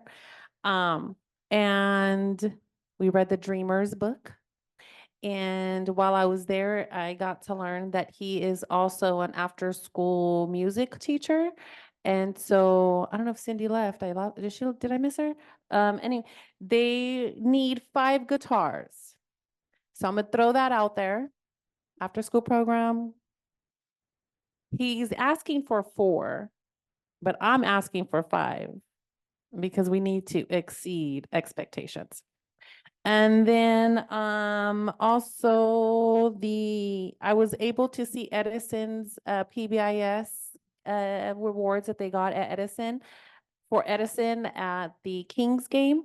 And I wanted to bring my hat because I was actually honored to get a hat that they got that says Kings and then Edison Vikings on the side of it. So Edison has their own Kings hats. And while I was at the CABE conference, they had a mariachi program going on there. And so I threw our district out there. I'm close friends with the CABE team, and they have offered accepted. I threw us out there to send our mariachi students to perform at the CABE conference next year. And so hopefully I can connect our district staff and the CABE staff together so that we can start planning to have our Stockton Unified Mariachi program out there too. And the newcomer program that was already discussed. And if I missed it, sorry, President Stevens, but I've been trying to get it out there, is that I was amazed that we're no longer bilingual. Our students are now becoming multilingual, which means that they're learning more than 2 languages. And in the state of California alone, we have 2,310,211 students in California who are multilingual. And so I'm going to keep pushing the DLI programs. And I know that I was looking at the data. I thought at the last data that we had, Hmong was the 2nd top language. And so I have been put in a Hmong group of information statewide that they're going to be sending me information to support our Hmong program, if that's one that we can do, aside from our Spanish programs. And so a lot of networking. How much time do I got? And time, okay.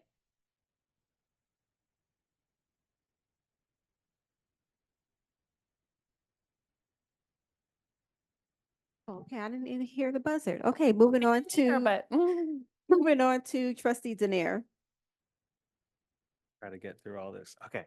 So the first update I have is that I went to the February 29th Rotary read-in, specifically reading for Hazelton Elementary kindergarten students. It was my first time actually reading both in English and Spanish. And also voice acting is really hard doing that at the same time. And I told the students that if my Spanish was good, then they could give me a thumbs up, and they gave me hugs instead. So that was my first time, and I'm really excited to do it next year. Last week, I visited Weber Tech to attend their award ceremony, specifically for Skills USA. Shout out to CTE. Y'all are doing a really great job with these students. They're doing so well that they're qualifying for state and regional competitions. And I think in the beginning of April, they're going to Anaheim to compete against other state schools that qualified. So I'm really excited for them. They got like a breakdown, students and parents, of what to expect. So I'm really happy for them, and I'm going to be rooting for them in this next month. More on Weber Tech. I quickly attended their 3:30 award ceremony for 9th and 10th graders. These were awards that were for honor roll, most improved academically, perfect attendance. Although I was only able to attend for 30 minutes, it was really beautiful to see the parents supporting their students. I also had to run over here, so that's why I was a little late and kind of sweaty when I came on the dais. But this Thursday, I will be attending their award ceremony for 11th and 12th graders for the entirety of that ceremony. I'm going to try to make at least an hour to attend the Plus Summit at UOP tomorrow. I think y'all are doing a really great job with PBIS and Plus. Y'all are awesome. And then I am not afraid to admit that community office hours is not going the way I planned. So I will be trying to flex my work schedule if I can allow it, to meet with parent coffee hours, specifically at school site councils, without intervening on their voting. but just wanting to meet parents and, share information, especially because I attended the last 2 sessions for LCAP online. Shout out to Ms. Tiffany Ashworth. Y'all are doing a great job. I did hear some concerns around parents, but y'all are doing really well to respond, and, put that in the reporting. I was really excited to learn about the master's facility plan. And I will be doing my part to share the links of the recorded video, Zoom sessions, and the survey link that's going to be open until June. And that's specific to all parents, community, staff, students. So I'm really excited to see, what comes out of fruition for that. And then lastly, I'll just share happy Ramadan and happy Khmer New Year celebration. Thank you so much. All right. Moving on to Trustee Rico. Good evening, everyone, and thanks for being here today with us. I don't have much to report because of my schedule. I started working since September, so it's been really hard to be visiting my sites, but I keep trying to do the best that I can. Yeah, so when I say I support Trustee Flores, and what I say is because I wasn't allowed to attend CABE conferences. As a Latina, that means a lot for me to be part of the CABE. But anyways, I was part of the literacy night at a family resource center on March 1st. I had the opportunity to talk with many parents there. So many parents are telling me that they want to remove their kids from SUSD. It's really sad to hear those things from parents. One, because many students didn't being provided for transportation. Second, special ed kids didn't receive the support they need. They've been searching for support for the special ed kids since one parent told me one parent told me 8 years ago. Another parent told me 5 years ago. So for us to hear such a things from parents that they say they're going to remove their kids from a Stockton Unified because they're not providing what they deserve, it's a shame for us. We need to focus on those students. We need to support everyone. Why we had to put those kids aside instead of look for support for services what they need. So please, let's focus on those students. The ones that are on the high rank, they don't need to support as much as the ones that are on the lower. So that's the ones that we need to focus on, the lowers that they need the support. So I just want to share that because for me as a borrow from those students, I feel that I'm failing to them. Because I've been asking for support, especially for special ed kids, since I can remind, since I was starting as a volunteer. So what happened, I'm talking about like 18 years ago. Now as a board, 3 years ago. So I feel like I didn't deserve to be ignored when I asked for support for the students. Thank you. All right, moving on to Trustee Cologne. All right, good evening.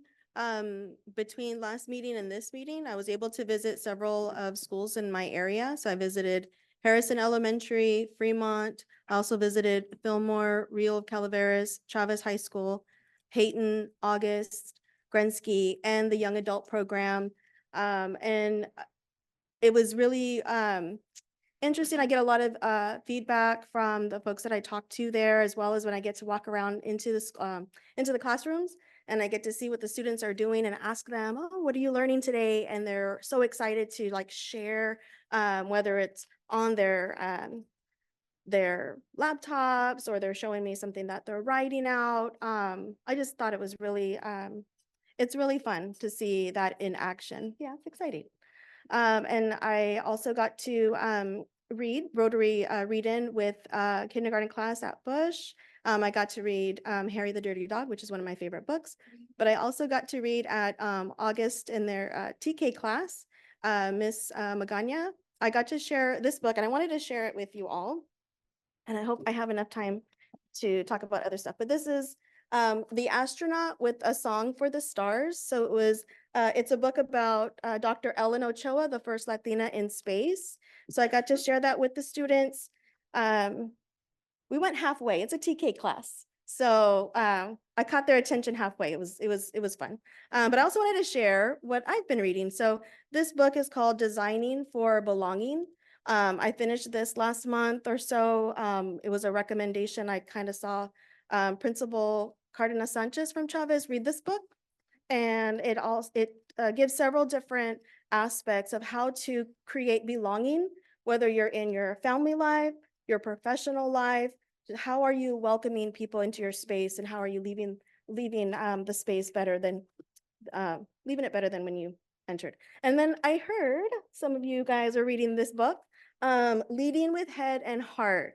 So some of the leadership is reading that, and I thought it's something that I wanted to, read along with you. I'm gonna read it as best I can and maybe ask some questions later. But I just thought this is another good way to participate in self-development. So I'm excited to share that with you. Some other things, I was able to attend the Cole Open School Crab Feed. Very fun, very lively, was a lot of fun. So kudos to Cole and those who planned that event. Also attended the Stockton Kings games with the Edison students. So kudos to the PBIS team at Edison, and thank you, Mr. Munoz, assistant principal there, for inviting us. I am also looking forward to the Plus Summit tomorrow at UOP. Looking forward to participating in the CSEA Legislative Action Week, CSBA Legislative Action Week. And that's all I got. All right, you made it, almost. Almost. All right, moving on to Trustee Zulueta. Good evening, everyone. Just a couple of things. I got to read to a couple of classrooms at El Dorado, our TK students, and it was really fun. They really enjoyed the book that I brought called I Am My Ancestors' Wildest Dreams. And then just a couple updates for some celebrations coming up next month to put on your calendar. So Victory Elementary is having their 100th year celebration, April 25th at 10 a.m. So I hope to see you there if you have the time. And then Hoover Elementary is going to host our Native American graduation like they do every year, April 26th from 5:30 to 7:30. And we would love to see you there. Thank you and have a good evening. So happy Women's History Month. Celebrating all things deserving of us ladies. So kudos to all of you. I too read the same book yesterday. Trustee Zulueta, I Am My Ancestors' Wildest Dreams over at Elmwood Elementary. Haven't been there in such a long time, but it's so amazing to see that this school actually have horses right next door. So the kids can actually play outside, and there's a field of animals connect. I know you were there too right after me. So we're at the same place on yesterday. I did get the opportunity to celebrate Bloody Sunday with some of our young people here in Stockton. I do want to shout out Caleb, who was our orator for the actual event. If you know anything about civil rights, you know about Bloody Sunday and what happened on the bridge when African Americans actually crossed over. They were met with violence. And that really set off a lot of historical precedents for African Americans, the right to vote, desegregation, making sure that we had educators of color being in position. So great event, really good for our kids to be out there and be supportive and to really understand their history. I also attended the Edison PBIS Kings event, which was so fun seeing our kids out there, and they all got to bring another kid. So we had all of these kids that weren't directly at the same school, and I see some of the staff out there shaking their head. They actually brought other kids, so there's like a ton of kids in the audience. Shout out to Tony Gladney, who gave us a shout out.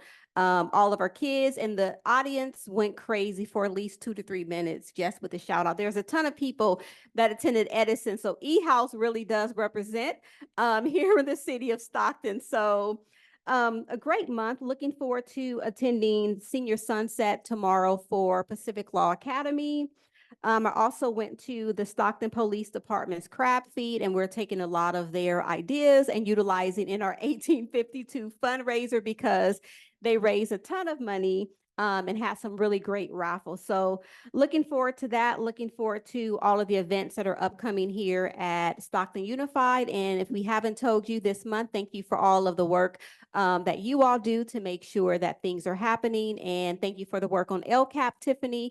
We know that it's a lot of work, but our parents are really being engaged about the work. And then I think there would be some communities that'll be reaching out to you to better understand LCAP as well. So Stockton forward.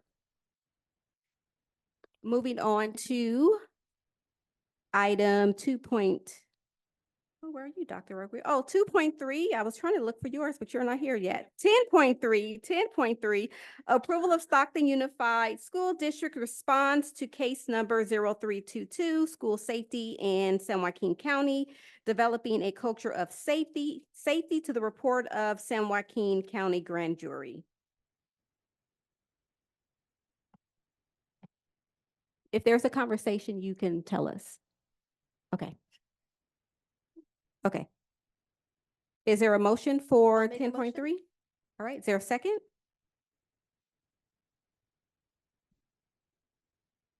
No second? 10.3? I'll second. Oh, second coming from trustee Zunier. Any discussion? I just always wonder what the response is. Is it like just your department that tells us like like the response, like yours is different considering to the last grand jury responses, which was board related, but like the responses here, I know we've done a lot of work. You've done a lot of work. I want to congratulate your department on all the good work that you guys are doing. But I just always wonder, like, who else is in the room when you get the grand jury report and you're responding to this before it gets to us? If I know how to work this, I never have to talk, but me and Marcus collaborated on the responses for it. Obviously, we vetted them through legal and as well as Dr. Rodriguez before we did send them back to the grand jury. But it was using the procedures and practices that we have both within the department, but also within the district with Marcus overseeing that division.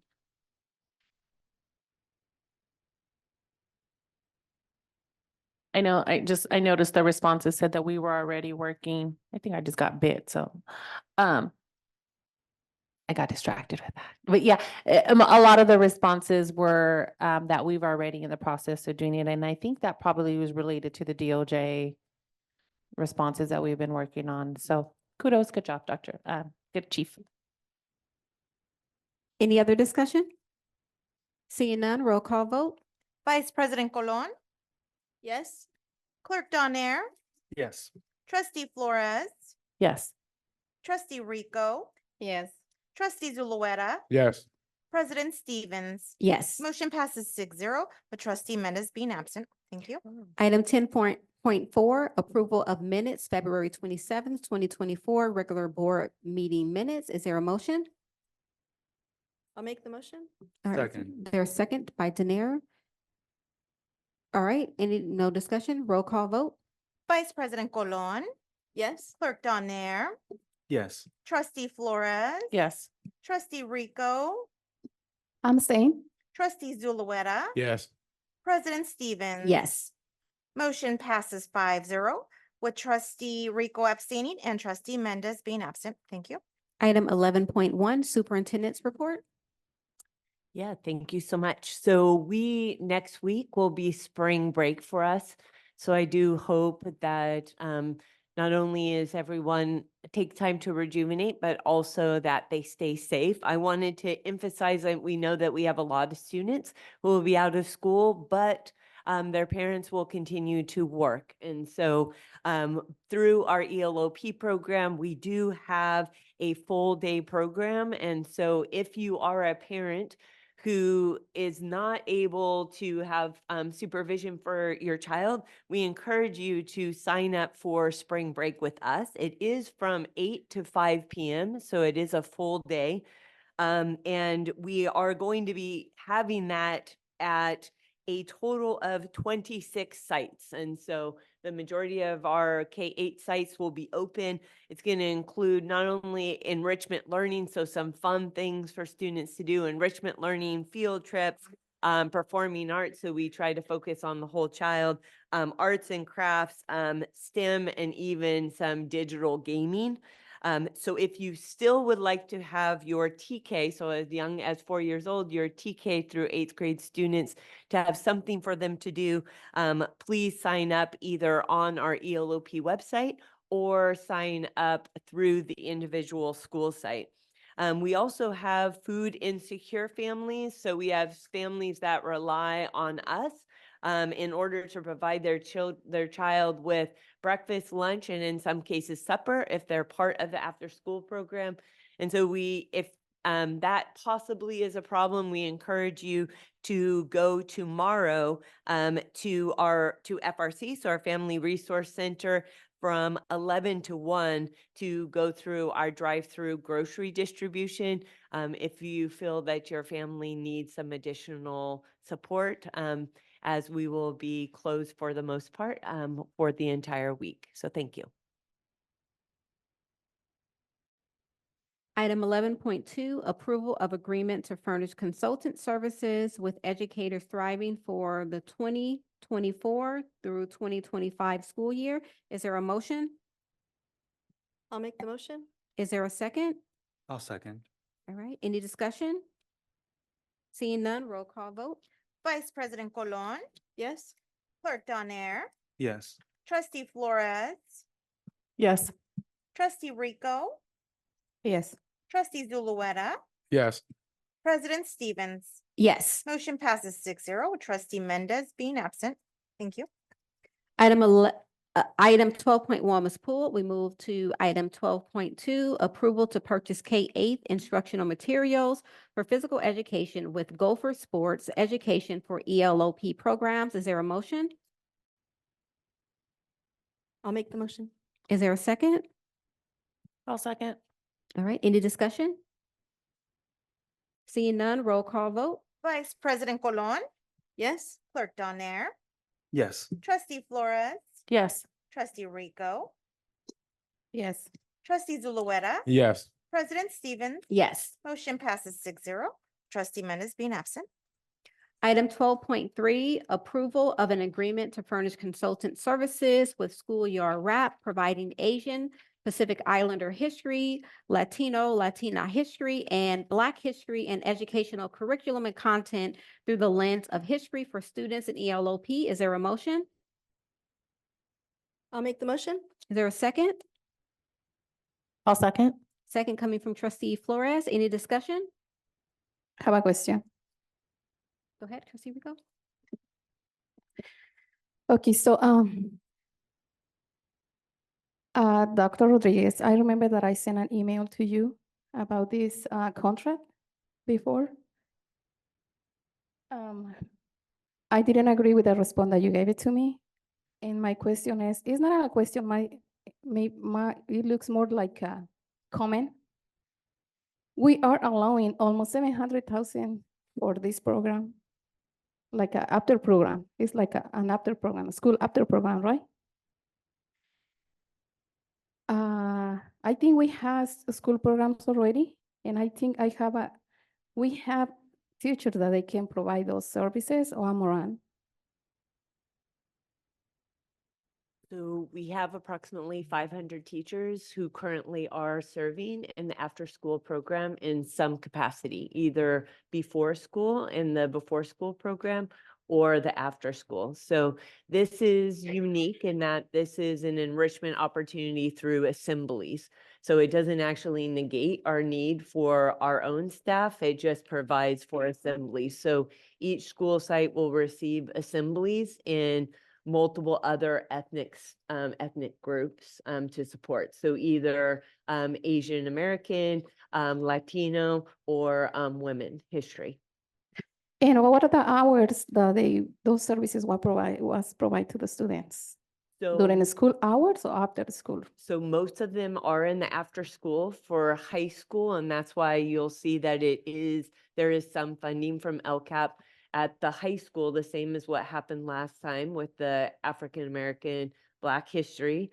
It was difficult in order to have high schoolers want to stay after school. And so they actually did those competitions during the school day. So for K-8, most of them occurred and will occur after school. However, there will be some exceptions, including at the high school level, where it's proven that we haven't been able to get that support. Okay, so when they are provide those services to schools, I mean, like high school students, are they violating any ed code for take those hours or an hour or 35 minutes from They're doing it during their lunchtime, during their breaks. I don't think so, but well, okay. I mean, So- we have assemblies throughout the year in other grades, and it's still considered in instructional minutes. Yeah. Okay, so now my comment is, we allowing to use $700,000 for this. I'm agree, that's fine. Everything that is going towards the students, I'm agree. But what about to think about the safety of our students in the school grounds, teachers, staff, instead of using that money on that contract? Why we can think about like using on Windows? Yeah, this is so this is ELOP money, and so it, as I mentioned in the email to you. I know it that, I know you're cannot gonna be give me used. the answer. I'm sorry, you're gonna give me the answer. I know you're gonna give me the answer already. Okay. And my question is, you guys had the power to move funds to another size and to another allocators and this and that. Why we can figure out to use this money for the safety of the students, staff, and teachers. Yeah. Thank you. That's all what I had to say. I just want to clarify, there's been some miscommunications out there that people are getting kickbacks from this contract. I just want to ensure that I've already been investigated. Everybody knows it hasn't been found. So I think publicly, there is no extra money coming into my bank account. I haven't even met with Schoolyard Wrap since they've been in Stockton Unified. And so everybody here in the room can account that I've only seen 2 Schoolyard Wraps at Merlot when they performed at the high school level. And that was just me watching as an audience member. So I just want to clarify and make sure that the district is putting information out to confirm that there is no kickbacks coming to any board members. And I would appreciate the support of the district to make sure that that message is being shut down. And the Schoolyard Wrap founder is a teacher, a Black man, and a former assistant principal or principal. So he does come with a background of education and understands the safety of background checks and all of that. So I just want to assure you that that's not happening. All right, roll call vote. Vice President Colon, Yes. Clerk Donaire, Yes. Trustee Flores, Yes. Trustee Rico, I'm staying because of the facts. Trustee Zulueta, Abstain. President Stevens. Yes. Motion passes 4-0 with Trustee Rico and Trustee Zulueta abstaining and Trustee Mendez being absent. Thank you. Item 12.4, approval to purchase summer learning take-home backpacks for students from teacher-created materials, TCM for ELOP programs. Is there a motion? I'll make the motion. Is there a second? I'll second. All right, any discussion? Hearing none, roll call vote. Vice President Colon, Yes. Clerk Donaire, Yes. Trustee Flores, Yes. Trustee Rico, Yes. Trustee Zulueta, Yes. President Stevens. Yes. Motion passes 6-0. Trustee Mendez being absent. Thank you. Item 12.5, approval to purchase custom summer game kits for all TK through 12 students from Lakeshore Learning Materials for curriculum and professional development and ELAP. Is there a motion? Motion. Is there a second? I'll second. Second by Daenerys. Any discussion? Hearing none, roll call vote. Vice President Colon, Yes.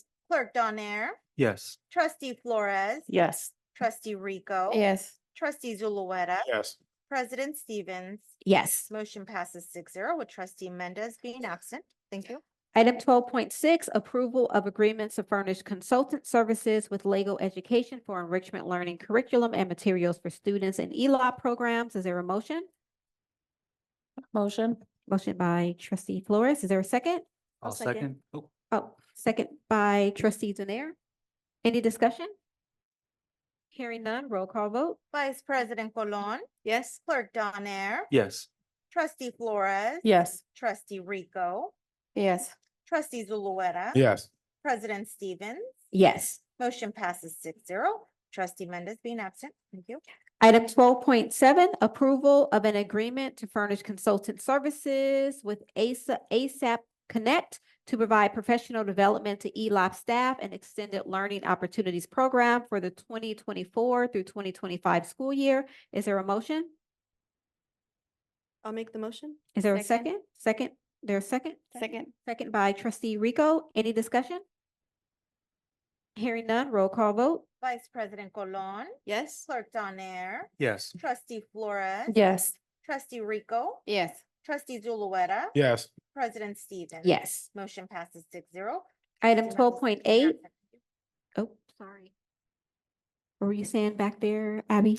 Motion passes 6-0 with Trustee Mendez being absent. Thank you. Thank you.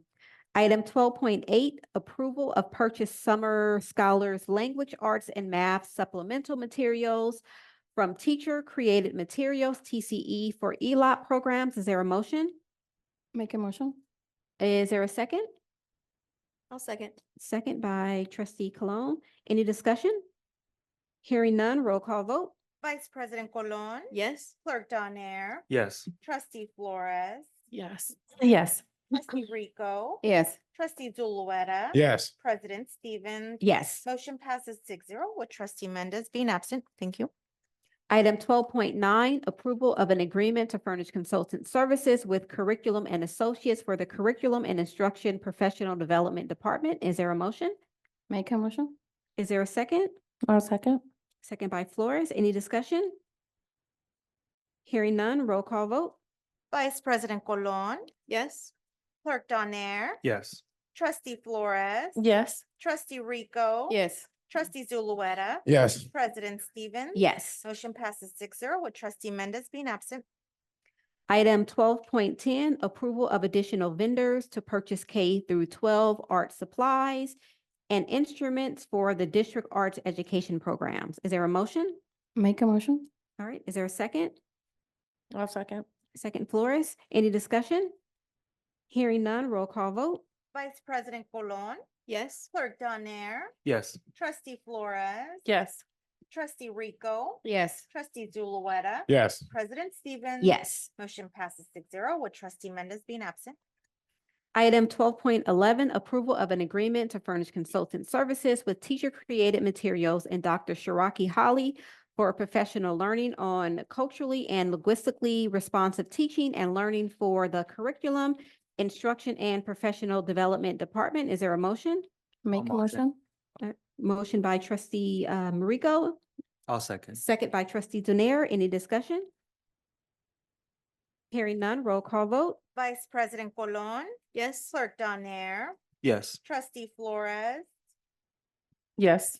Trustee Rico. Yes. Trustee Zulueta. Yes. President Stevens. Yes. Motion passes 6-0 with Trustee Mendez being absent.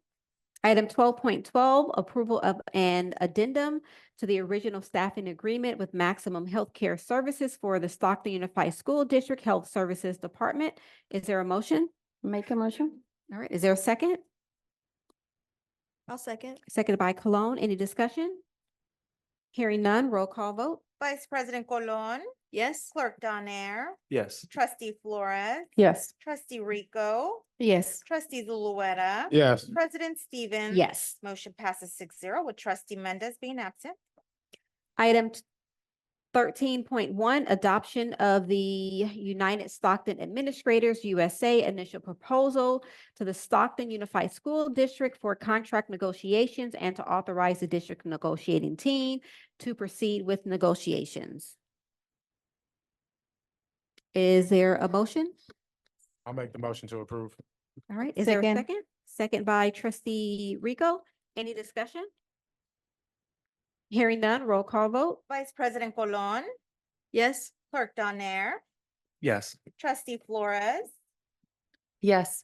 Trustee Rico, Yes. Trustee Zulueta, Yes. President Stevens. Yes. Motion passes 6-0 with Trustee Mendez being absent.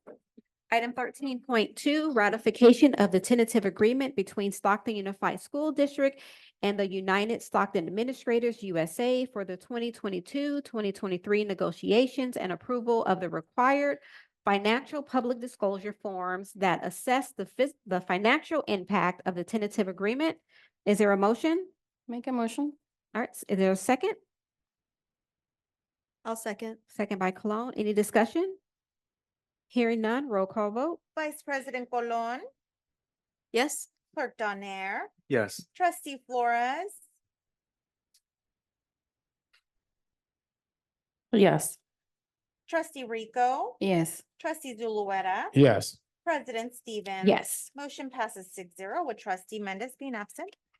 Item 13.3, approval of the internship memorandum of understanding between the Stockton Unified School District and California State University Stanislaus. Is there a motion? I make a motion. Is there a second? I'll second. Second by Cologne. Any discussion? We're on 13.3. Yes. The MOU?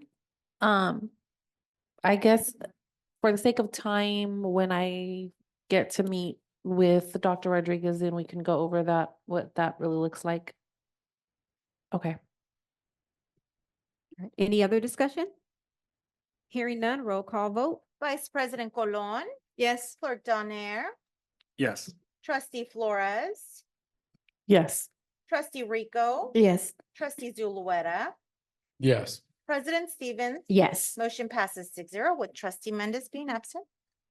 Item 14.1, adoption of resolution 2365 to decrease the Stockton Unified statutory reserve cap to affirm Stockton Unified School District's commitment to fiscal solvency. Is there a motion?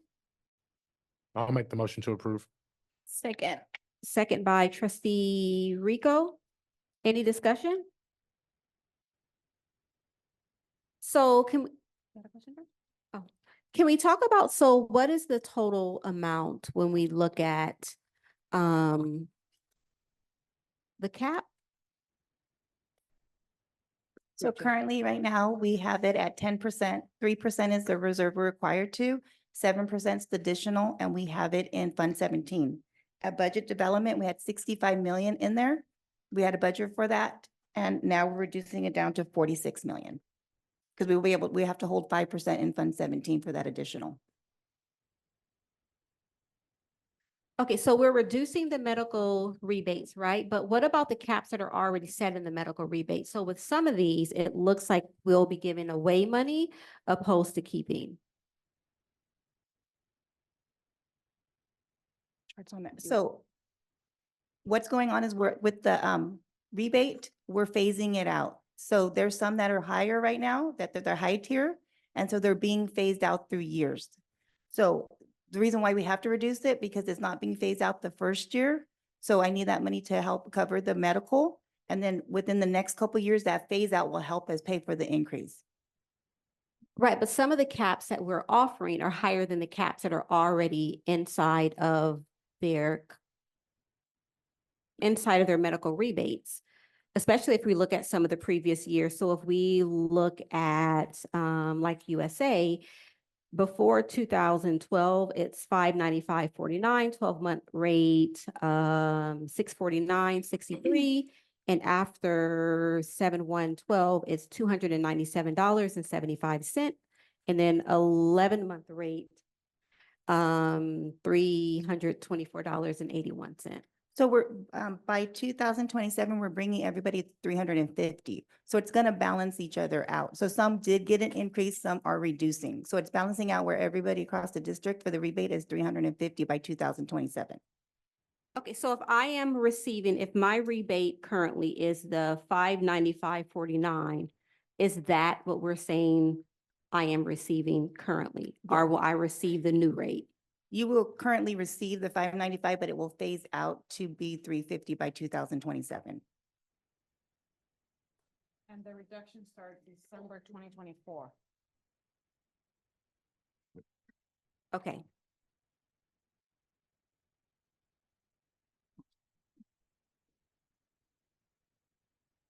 Okay, only because we still have some higher rates. I mean, this is still higher than some of the rates that are already in their plan. So some of the units have higher rates. So they're all phasing out at different sites. So some do have higher, and that's why we're doing a phase out rate, but some units don't have as high as the high tier. So they're all different rates. There's different units with different rates on there. So whatever your start of the unit, there's a rate that is on there, and then it phases out that was on the TA. Some of the rebates were a little bit lower. So yes, we are increasing some of them to 350 and we're decreasing some of the really high ones to 350 so that everybody gets the same. And that was part of the negotiations process, including the phase out. Okay.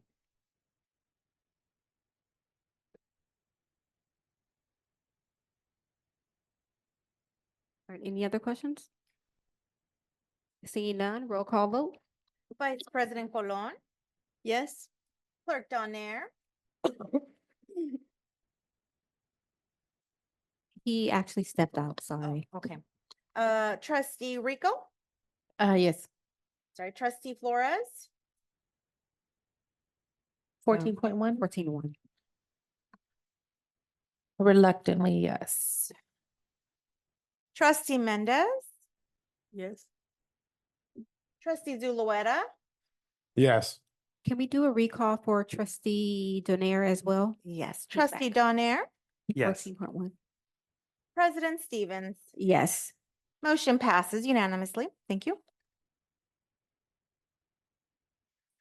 Item 14.2, second interim report for 2023-2024. We'll call Ms. Joanne Morris to present the second interim.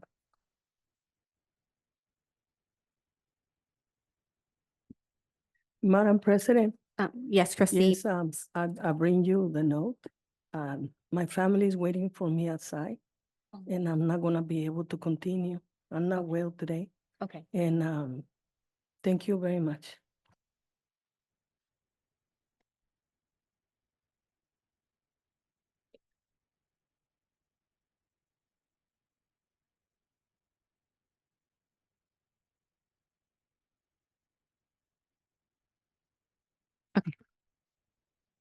Good evening, Board President, Vice President, Clerk, Trustees, and Superintendent.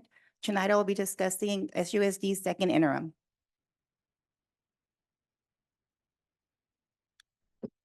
What is second interim? So second interim is actuals from July 1st to January 31st. They're based on assumptions from February 1st to June 30th. And it is an update to the 2023-24 approved budget.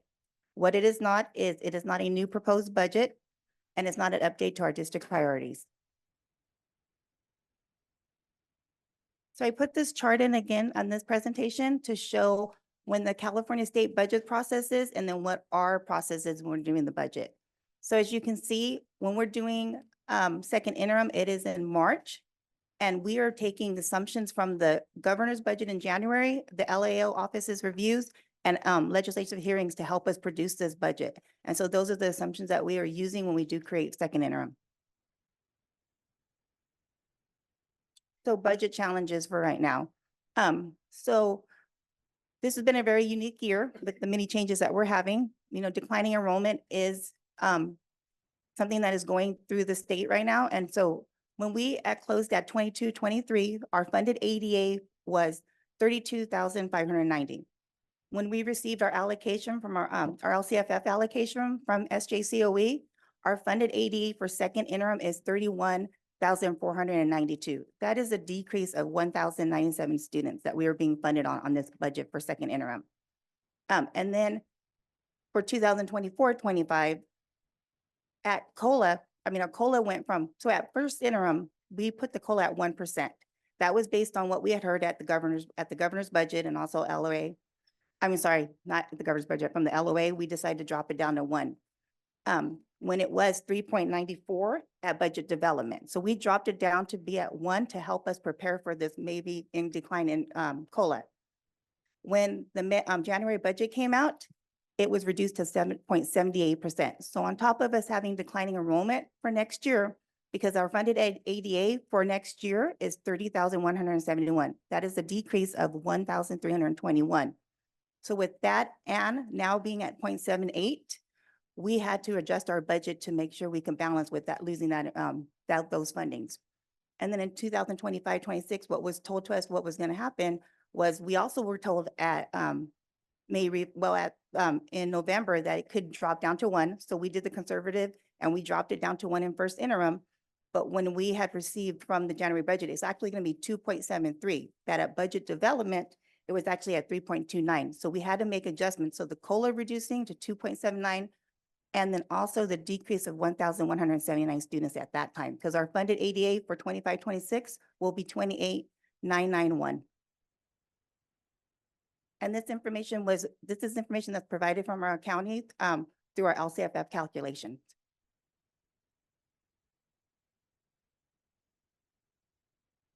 So if I can just mention something that's highly unique to this county. So in other districts, most of them, they determine what they perceive that their ADA is going to be independently.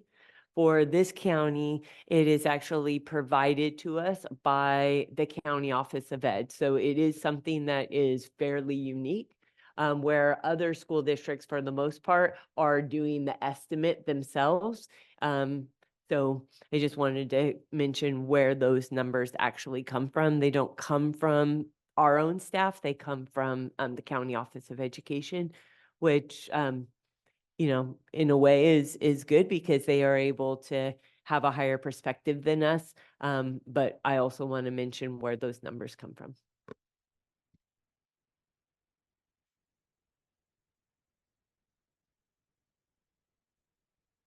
So this graph represents the declining enrollment for Stockton Unified. This was one that was used for first interim, so it's still the same. What is different from last year is we were held harmless for 3 years, so we were able to use enrollment number at that time. But now we are being a 3-year average. So we are being funded on a 3-year average. So they're taking the 3-year average of our ADA, and that is what we're being funded at. This slide represents the enrollment statewide. So it is not only affecting Stockton Unified, it is affecting all across California. The statewide average for declining enrollment is 74%.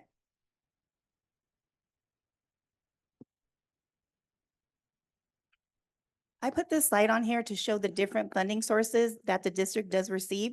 So besides unrestricted funds, we do receive restricted funds. And best practice is to use our restricted funds first. But our restricted funds do have limitations to them. So it is important that we understand what those restricted funds are for. So during COVID, we did receive learning loss mitigation funds and ESSER funds. So what that was to do was help prevent, prepare, and respond to COVID. So that could be used on anything that was going to help us through the COVID-19 pandemic. So it could be used on staffing, learning loss, health and safety, devices, connectivity, breakfast, lunch, any support during that COVID. But that funding is ending. ESSER 3 is the last funding, and that will be ending in September of 2024. Another funding that we receive is a Learning Recovery Emergency Block Grant. What that is to support our students with learning materials, early intervention, academic service for students. That can be used on staffing, that can be used on supplies, materials, but it is restricted to what it can be. So we have to make sure that the items that we are purchasing or that services that we are going to provide is related to learning recovery and it's an allowable expense. So this is a restricted funding that we receive. We do also receive grants. We can apply for grants. It could be for specialty programs that could help with staffing, that could help with supplies and materials. But again, that has restrictions too. And we do have to follow the narrative that's submitted. We do have to reapply for those grants, but that is something that we can help for our students too. And then we do receive Title I, II, III, and IV. That increases student academics and enhance our progress for our students.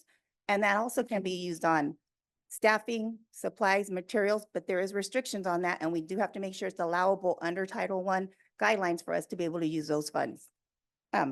Expanded learning is something that we received in the last couple of years. That is for after-school programs. So that also can be used for staffing, supplies, materials. It is restricted to before and after-school programs, intervention learning, summer programs. So any expenses that are related to that, we can use that funding for that.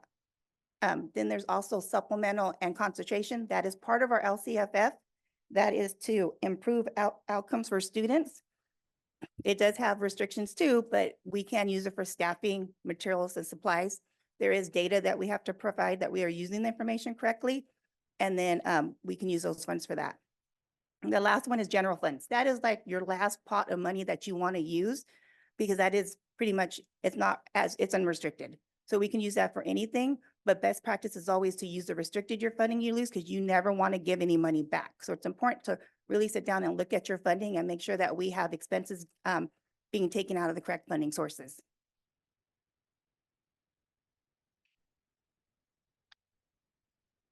So this is our multi-year projection at second interim.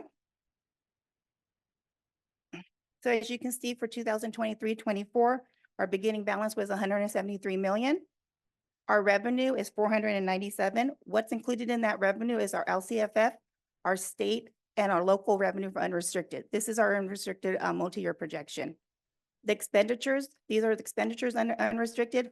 What is also in there is the transfer that we have for Fund 17, which at first interim was about 19 million, 20 million. But because of our reduction that was just approved, it is being reduced down to 4 million that we would have to hold in there, because we take our expenditures from both unrestricted and restricted, and that's the 5% that we have to hold into Fund 17. After that, you do see we have a remaining of 98,605 million. That is after we do our revenue on our expenditures. And then we do have a contribution. Those contributions are just Fed, RRM, RTOC, and that is of 86,920,000. So then what is left after that is 11 million that goes into our fund balance. As you can see, for 24-25, we also included our new balance of 185 for fund balance. Our revenue is 489, 352, 574. And there is included the LCFF, our state and our local, but it also includes the money that we are coming back from Fund 17. Because our expenditures drop next year, because we are losing ESSER funding, there's not much expenditure in the restricted, so we don't have to hold as much in dollar amount. So we're putting back in 2024-25 from Fund 17 about $12 million. So that's going back into our general fund. And then our expenditures for that year is 374 million. And then after that, we have 114 falling out. Our contribution for that year is 82 million. So we have a fallout in our, after we pay all our expenditures, is 32 million. That goes back into our fund balance. And the next year is 217. We have 472. At that year, we're putting 1,319,000 back into general fund from Fund 17, because again, our expenditures are going down. And then our total expenditures, we have a remaining of 97. Our contribution for that year is 82 million, which leaves us with 1,409 that will be put back into our general fund balance. So you're probably wondering why, if we have declining enrollment and a lost COLA, how are we not deficit spending? And the reason why we are not deficit spending is because of the business team and the work from working with state and federal director Tiffany Ashworth and Dr. Ramirez. We sat there and we looked at all the positions that we have in this district. And we pulled them out and we looked to see which one can be paid out of their those other funding sources. So that slide that I had, all those different funding that we have, we looked at those. We've seen what was allowed on that to see what we can pay from that. And it was allowed, because everybody knows that Tiffany is the compliance queen and she will not let anything go by unless it's approved. And so we sat there and we made sure the positions were, that we could move over to those funding sources that took the relief off, our general fund. So we prioritized our staff and our students to make sure that we can support them. So we sat there and we actually moved over 94 certificated FTEs and 73 classified positions over into restricted funding. That took that relief off our general fund. So these are assumptions that we use when we're doing our multi-year projection. We took the LCFF COLA reduction and the change in ADA. Our estimated step and column cost for certificated and classified. Our PERS does go up for the next 2 years. We have to contribute more of 1.12%, 1.12% in 24-25 and 7% in 25-26. We also included our health and welfare increase for certificated and classified. We finished the position control reconciliation with HR's help to clear the positions that were that we needed to close correctly. We prioritize our students and our staff by identifying positions allowed with restricted funding, and we reduced the statutory reserve cap from 10% to 8%, and that's what's going, now 5% is going into Fund 17. So this is the breakdown of what our contributions are. It's 220,000 into ROTC. Special ed is 63,474,000, and our routine repair and maintenance is 23 million. So these are two board resolutions. We still have the resolution that will hold $56 million to for any costs that may occur for rainy day. And then our new resolution that is above having our statutory reserve of 3% to 8%, with the 5% being held in Fund 17. These are the changes from first interim in our unrestricted budget. So what we do during second interims, we do look at positions. If there are open positions, we do recalculate what we think it may take to remain for the rest of the year if we fill that position, and we adjust it for both classified salaries and certificated. And we can use that money somewhere else to help other areas that we may need in the district. And then supplies, there was an adjustment. There was some increases to services. PG&E is going up, so that is, we're having to budget more money for that and other services, and then our capital outlay. We are asking for a positive certification for this second interim budget because we can maintain our two resolutions, and we do have the healthy balance at the end. Joanne, can you respond to the question regarding why we put in there that it was, they were all yeses, that it was actually that we had settled? If you can speak to that, please. So we did have to reach out to the county because we had submitted AB 1200s and TAs were approved by the board between first interim and second interim. We had to put yes on here to show that we budgeted that is included in our budget. Does not hold them that they can't open this back up. They can open this back up for anything else. It's just saying to county, we did budget the amount that was on those TAs. We did budget them and they are approved, so they are in the budget.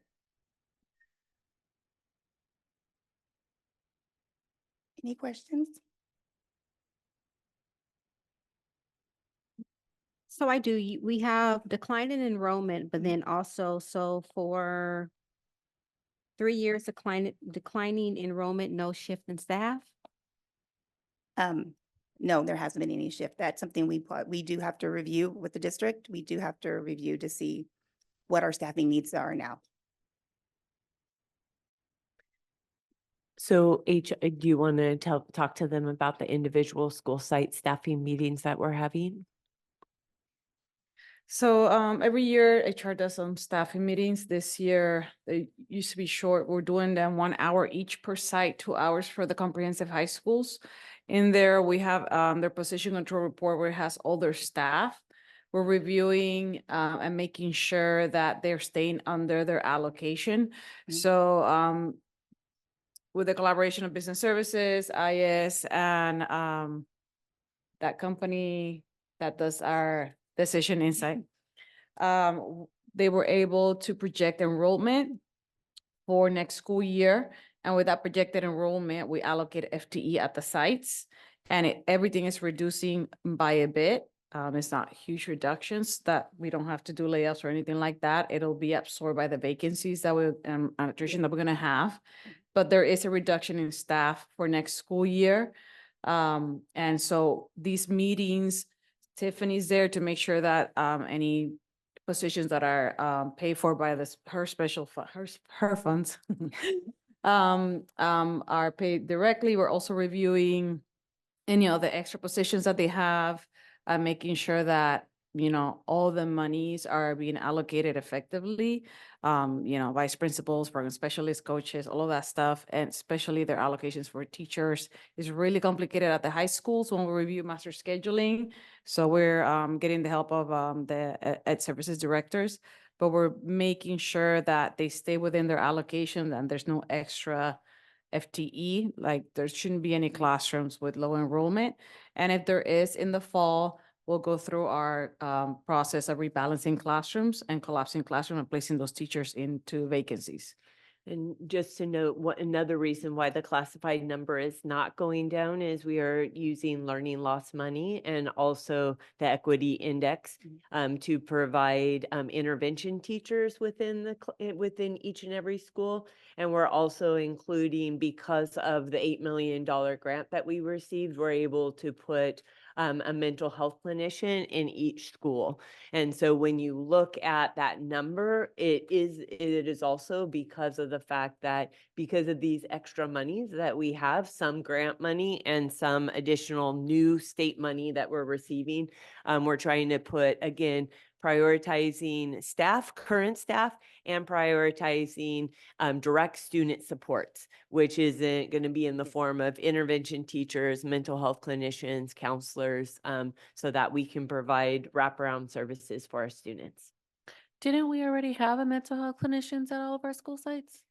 We don't have a full-time, so this would provide a full-time. We have a 0.5 at some of them. And then sorry, can I? In the budget, I don't see, like, where are you planning for all the lawsuits? Because we're getting sued left and right. And so where is that money coming from? Because we have big lawsuits coming. That is through Keenan, so we have something separate for that that is not included in the budget. But we have money set Yes. aside for Keenan and for our workers' compensation. So it will be through Keenan as it has in the past. How does that affect the budget? It's in a separate fund, so it's not held in our general fund. It's held in Fund 67. Yeah.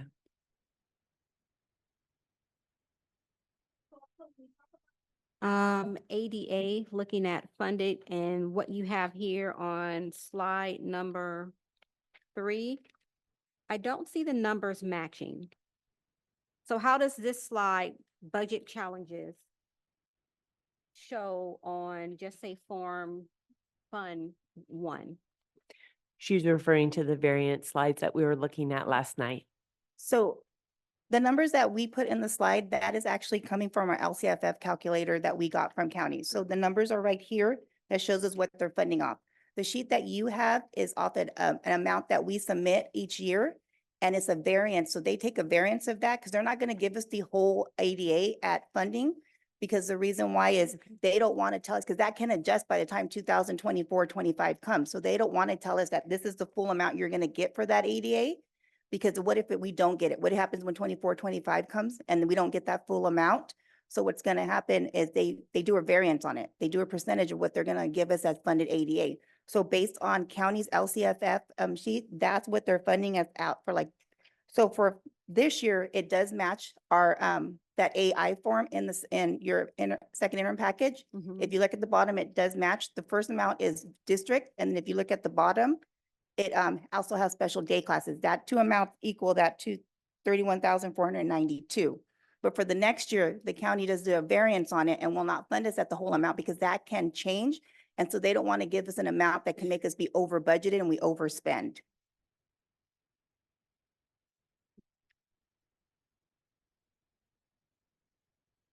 So the 2 years out is a variance, and it's not going to match what is in our AI report, because that is the county takes a variance and then they provide us a spreadsheet of what they're actually going to fund us at.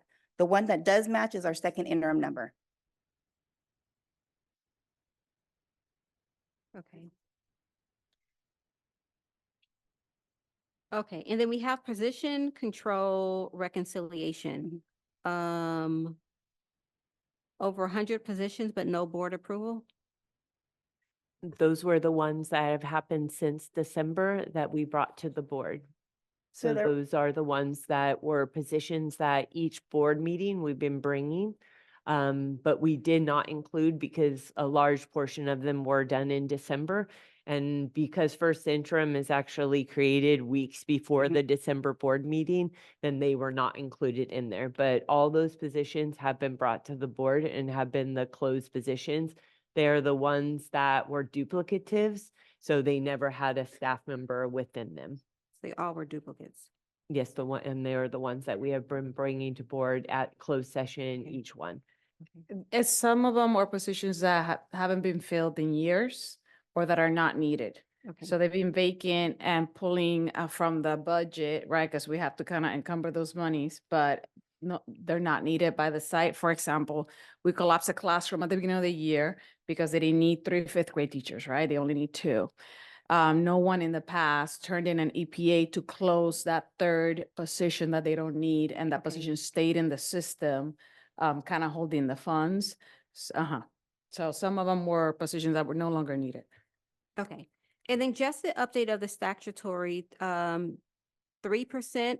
The original board agenda item has it down as 2%. So that was when we were not declining enrollment. When you're declining, so at our district this big, and if we weren't declining, it would be, we were only be able to hold, we only have required to hold 2%. Because we are declining, we are now required to hold 3% by the state. So then the board agenda item, It changes. We did ask county about that because we said at the time it was at 2%, and they said just change, only put 7% in your Fund 17. It still equals to 10%.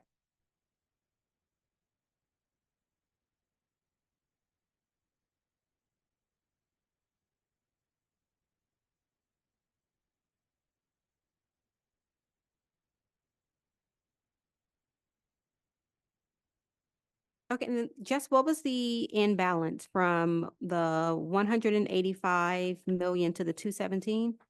From 23 to 24, the increase?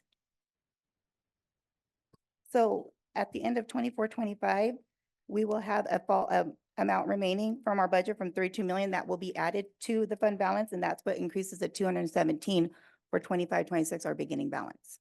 Okay. So repeat the information about Fund 17, because that's what gets confusing, right? Because it's, the Fund 17 is based on our total revenues. Total expenditures for both restricted and And unrestricted. unrestricted. So because this year we have all the ESSER funding that we are spending, that is increasing our expenditures. That's why we're putting more money in Fund 17.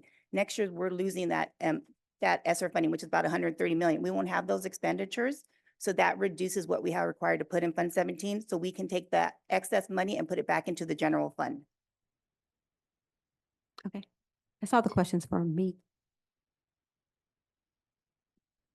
Thank you so much for your work. I know this is super tiring, and then y'all have been working on this probably over the weekend. So I really appreciate y'all kind of You know, putting the this staff, together. they're really hard workers, so. Thank you so much. I know there's a deadline here, but I'm wondering if we can still approve it, but conditionally. And I also thinking about like if we can have a special study session so that we can have more time to look at the numbers, not just for the board, but also for community as well, just based on public comment today. I think there's a lot of questions still remaining. So yeah, that's where I'm at right now. Thank you again. So that's your motion. Any other questions besides that? Seeing none? No, I just want to say, can I? Yeah, go ahead. Thank you, Joanne. And thank you to all of you guys to bring us to that today. We supposed to have this report back in February, March 15th. Thank you.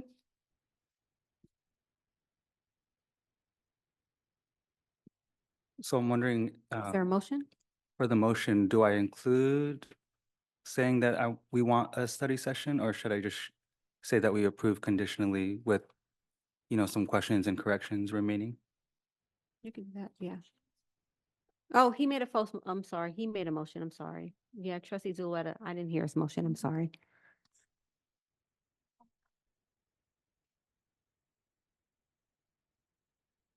So I would caution us unless we have some material changes to put conditional approval on it. So unless, I think the questions that we had that were questions of accuracy were addressed. And so I would caution us to do with conditions unless we have specific things from staff that we say that need to be changed. And So- I believe that we addressed all questions. Yeah, I agree with that. And also I just want to remind you guys that we need to approve this. It's supposed to be approved since March 15th. No, was- it's by March 15th. By, So yep. he can approve it with condition that that was the original, but it's not the original. Trustee Zulueta already called the motion on the floor, so. Can you repeat the motion again, please? It's a motion to approve Motion the to second approve. interim report.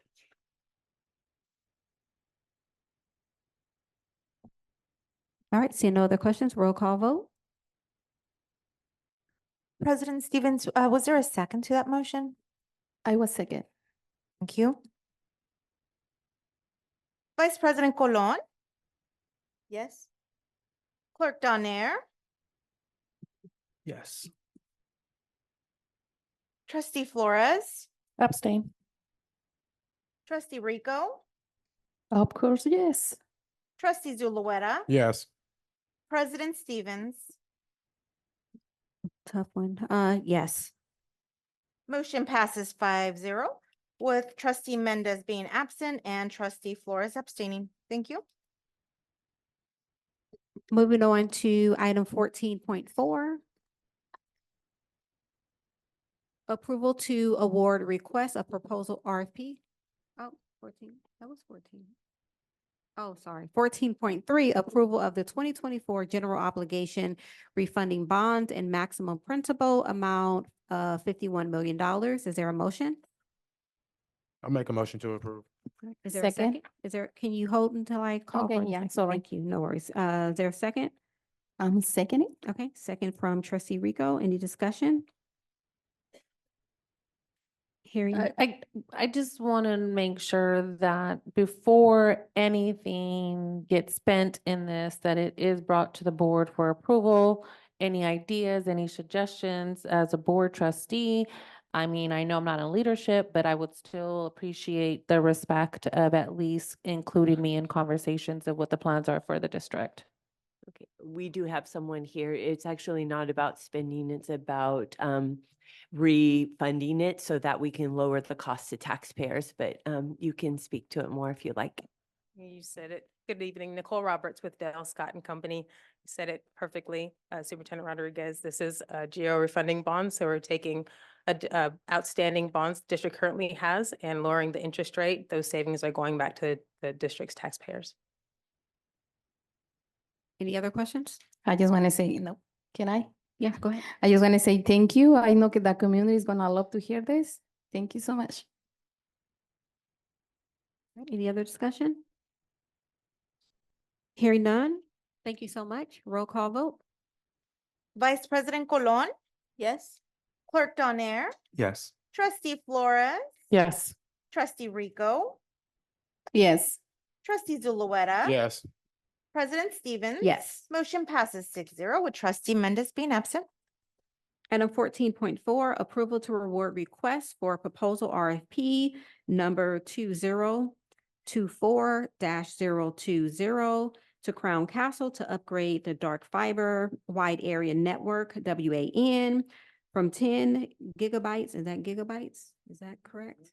Yeah, gigabytes to 40 gigabytes for E-rate. Eligible wide area network, WAN services. Is there a motion? I'll make the motion to approve. Is there a second? A second. Second, any discussion? Hearing none, roll call vote. Vice President Colon, Yes. Clerk Donaire, Yes. Trustee Flores. Yes. Trustee Rico, Yes. Trustee Zulueta. Yes. President Stevens. Yes. Motion passes 6-0 with Trustee Mendez being absent. Item 14.5, adoption of resolution number 2361, authorizing technology contract under Public Contract Code Section 20118-2. I'm sorry, period 2. Is there a motion?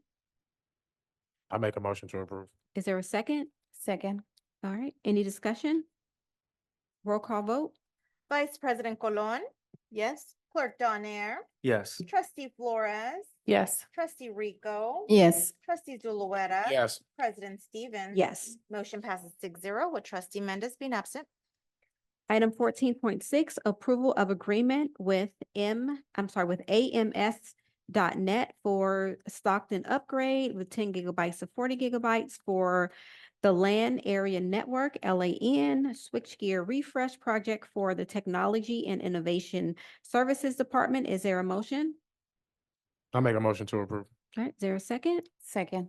All right, any discussion? Hearing none, roll call vote? Vice President Colon.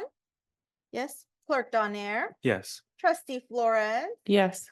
Trustee Rico. Yes. Trustee Zulueta. Yes. President Stevens. Yes. Motion passes 6-0 with Trustee Mendez being absent. Item 14.7, technology incident response plan. Dr. Lee, Executive Director of Technology and Innovative Services, will ask you to come to the podium. Good evening, everyone. Right, so. All right, so tonight I'm going to go over the technology incident plan. It's basically a generic general overview. But I do want to preface this with the idea that some of these details I will have to leave out due to the sensitive nature of the information. And so in the there's 8 pieces to the plan, and the plan, can you guys hear me? You guys okay? Can you guys hear me? Okay. So there's 8 pieces to the plan, and the plan starts off with the introduction. The introduction really kind of goes over the why we do this. And so, as you all know, we house a lot of student and staff data, and so we have to protect that data, right? And so, according to the FBI and the Cybersecurity Infrastructure Security Agency, school districts are now the #1 target for cyber attacks. And so, those numbers are going up. So this is basically our cybersecurity landscape. We have basically a proactive and a reactive approach. Our proactive approach is we have a firewall, we have a web filter, we have another web filter called GoGuardian.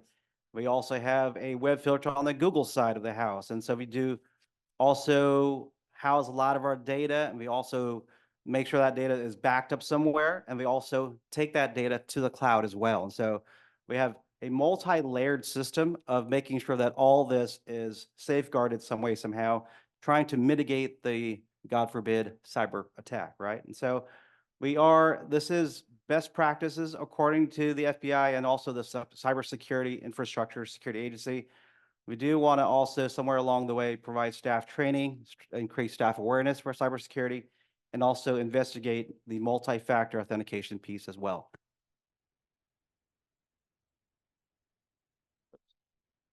Okay, so some of you guys probably do use this with your banks, your accounts online and whatnot, right? This is where you do the multi-factor authentication. It is industry standard best practice now all across the board, trying to prevent the theft of data. We are, as a school district, in the early phases of testing this. Okay.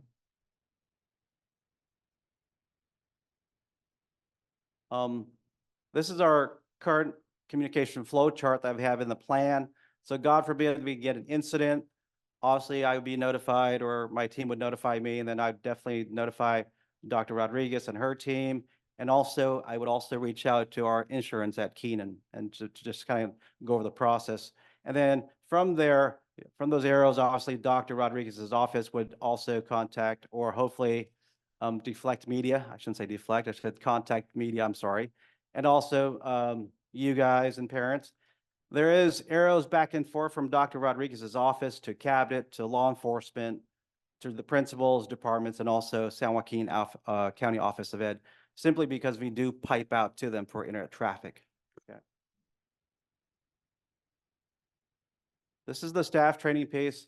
We do currently subscribe to KnowBe4, and we would possibly like to do a phishing campaign. I'm going to say possibly to the staff here. And what this does is basically it gives us a baseline data of where we are as a district in terms of how well our staff understand cybersecurity. According to the FBI and CISA, the Cybersecurity Infrastructure Security Agency, staff training is about 80% of the puzzle. So the more staff is aware of cybersecurity risks and whatnot, the better we are to safeguard. And we would also like to include a 30-minute training video with onboarding of new staff and also at the beginning of school year as well for a refresher for our teachers and staff as well. Questions?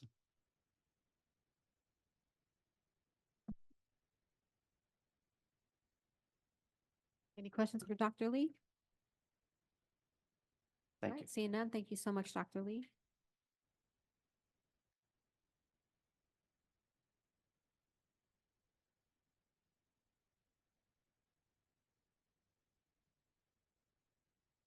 All right, moving on to item 14.8, 2024-25 transportation plan.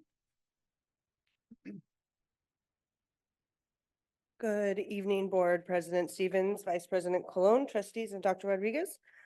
Before you this evening, we have our 24-25 transportation plan for Stockton Unified School District. Assembly Bill 181 went into effect in June of 2022, and it allows for local education agencies to receive an apportionment, provided that our plan is board approved and submitted before April 1st of each school year.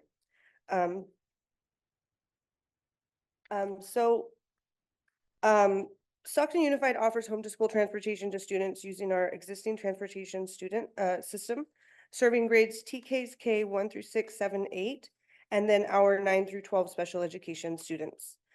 Stockton Unified also uses its current transportation student to transport students within the district boundaries who are McKinney-Vento, foster youth, or mainstream students with disabilities. Stockton Unified also transport students with disabilities to all students with transportation identified in their IEP as a related service by picking up students at their home or a fixed bus stop based on the needs of the student. We also use a third-party transportation vendors for students who cross districts, for students with disabilities or McKinney-Vento students, as well as we have a couple of students with wheelchairs that are too large for our vehicles, or that we can't navigate the roads that they live on with our school buses. So we have to use an alternative service for that. One of the components for the plan is that we provide transportation at no charge to any of our students. So we do provide access through a contract that we pay for our 9 through 12 students to ride the city bus to and from school. And we also don't provide or don't charge any students that ride the yellow school bus to school. So we don't charge any cost to any of our students or families for any services that we provide. In addition to those services, we have implemented a trainee program in our department. It's valued at approximately $5,000. And we've done that to continually address our driver shortage. Training to become a bus driver is an arduous process that requires over 20 hours of classroom instruction, as well as behind the wheel instruction, and a series of tests both at the DMV and the CHP. We've implemented that program. It's also now a paid SUSD position that we are implementing to recruit and retain staff. We've also taken steps to address the ongoing driver shortage by collaborating with the bargaining unit to implement an attendance incentive for employees with perfect attendance. And with that, we've seen a steady increase in attendance in our department. So that has been a benefit to us. And then we've also added some additional positions to our department. We added 7 additional bus attendant positions to serve our students with unique needs that require one-to-one attention during transport. And then we have added 2 instructor positions to our training program to address, again, our ongoing driver shortage in an effort to recruit and retain qualified staff. Simultaneously, we are creating innovative ways to continue to introduce cost-effective opportunities into our department that have otherwise been outsourced because of lack of staff. The final component to the plan is consultation and collaboration with stakeholders. One of the most important things to me is recurring meetings in collaboration with CSEA to ensure that our practices and systems within our department are discussed and worked through in a timely manner, and that the district remains committed to meaningful negotiations with CSEA to assure that our SUSD transportation employees are competitively compensated. I've been working closely with the San Joaquin Valley Air Resource and San Joaquin Valley Air Board and the California Air Resource Board, as well as EPA, to secure electric buses to reduce our pollution in the air and our carbon footprint in our community. We have 3 electric school buses coming this week, so that's pretty exciting. And then we've also been engaging at parent meetings. I've been to 2 so far this year, and I'm hoping to get into more of them this year and start earlier next year to solicit feedback, both positive and negative, on our processes to continually evaluate our system so that we can improve it and continue to make it better for our students and our community. So with that, I will take any questions that you might have.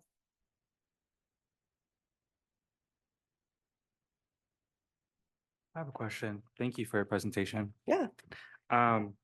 On the slide around attendance incentive, it says we've seen a steady increase in attendance rates. Yeah. Since the implementation. Can you speak more about that? Yeah, so we have seen probably about I would say probably like a 45% increase. I think back in September, we had approximately maybe 12 people with perfect attendance. In October, it doubled, and by December, it had nearly quadrupled in our perfect attendance with the incentive. Right around Christmas time, it backed off just a little bit, but after Christmas break, we regrouped and we're back at it again. So it seems to be working well. Any other questions for Katie? Can I just make a, go ahead. I'll let you go. Teresa. Okay, yeah, I have a question. My question is, I was contacted for a parent who was having their kids at Montezuma School. Mhm. And they decided to remove them from Montezuma and send it all the way to the Dorado School.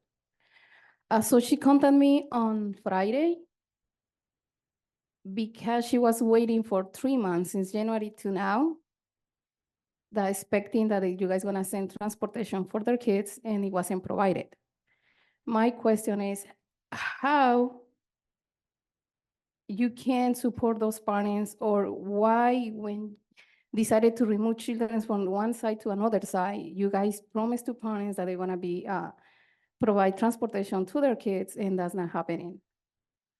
I would say that if there is a request to move a child from one program to another and transportation has been requested, we usually have them routed within approximately 5 to 7 days. And if it's taking longer than that, I ask anyone to reach out to me directly. And so that I can get that corrected, because there has been a lack in our department previously.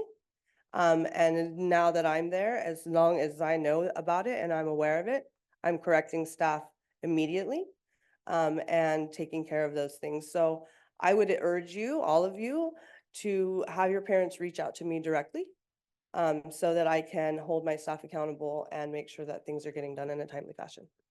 Okay, thank you. You're And welcome. there now is a way for them to do Let's Talk Mhm. directly with Katie. So there is a Let's Talk that's directly with me. If you go on the transportation website, there's Let's Talk directly to Katie as well. So if they want to provide it that way, they can also do it through the website. Yeah. So then I have another question. So a parent from Franklin called me too about, she had 2 kids at Franklin. One is 10th grader and the other one is 6 or 7 grader. She is trying to see how I can support her like in transportation department, because she's afraid because their kids was drop off like 6, 7 blocks away, 8 blocks away from where they live. So for the 10th grader, it's okay. She said, it's okay. I'm not worried about it. But for my kid, the small one, I'm so worried about it because there's days that I'm working and I can be there for them to wait for him, to I just be would- pick up. I would also be concerned, and I would again say that for those people that reach out to you, again, Let's Talk is a perfect opportunity, and then also for them to reach directly out to me. Anyone who knows me knows that I give my cell phone out freely, and I'm available at any time. Okay, thank you. You're I very will, welcome. I will send it to you. Thank you. Any other questions? Do you have one, Trustee Flores? No, I have a comment, a positive comment. I just want to say thank you for improving the atmosphere in the transportation department. I know I only had one conversation with you. I wanted to give you that opportunity to come in and see it on your own without any biases on my end. And you did a good job because since you stepped in, I haven't heard any complaints. I have heard a few from parents, but it's not a fire like it was. And so for that, I just want to say thank you for treating our staff with respect and coming in with that attitude. We appreciate that. Thank you. Thank you, Katie. All right, so we still have business we need to finish in closed session, so we will adjourn to closed session.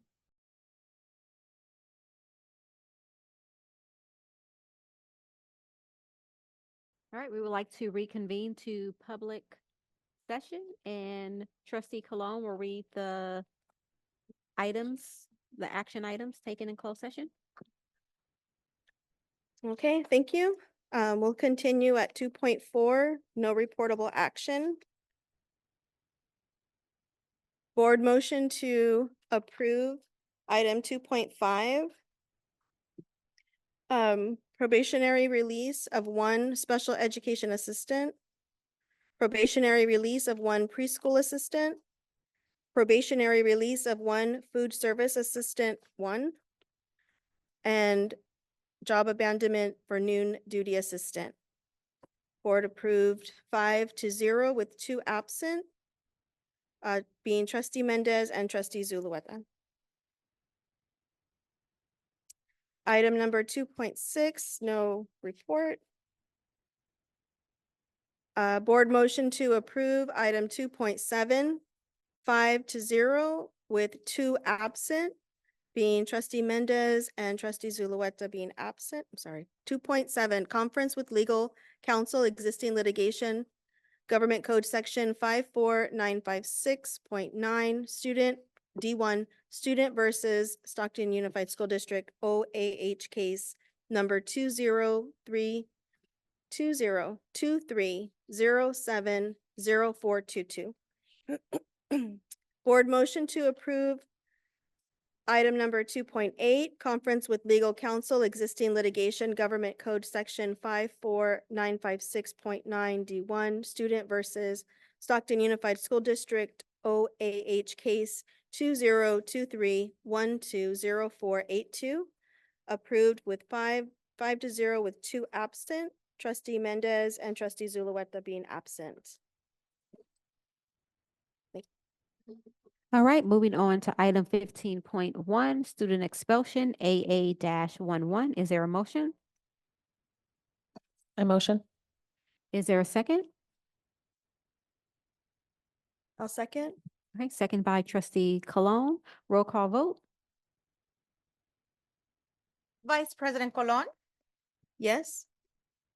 Clerk Donaire, Yes. Trustee Flores, Yes. Trustee Rico, Yes. Trustee Zulueta is currently absent. Absent? President Stevens? Yes. Motion passes 5-0 with Trustee Mendez and Trustee Zulueta being absent. Thank you. Item 15.2, student expulsion, A-17. Is there a motion? All motion. Is there a second? I'll second. Second by Trustee Flores. Roll call vote. Vice President Colon, Yes. Clerk Donaire, Yes. Trustee Flores, Yes.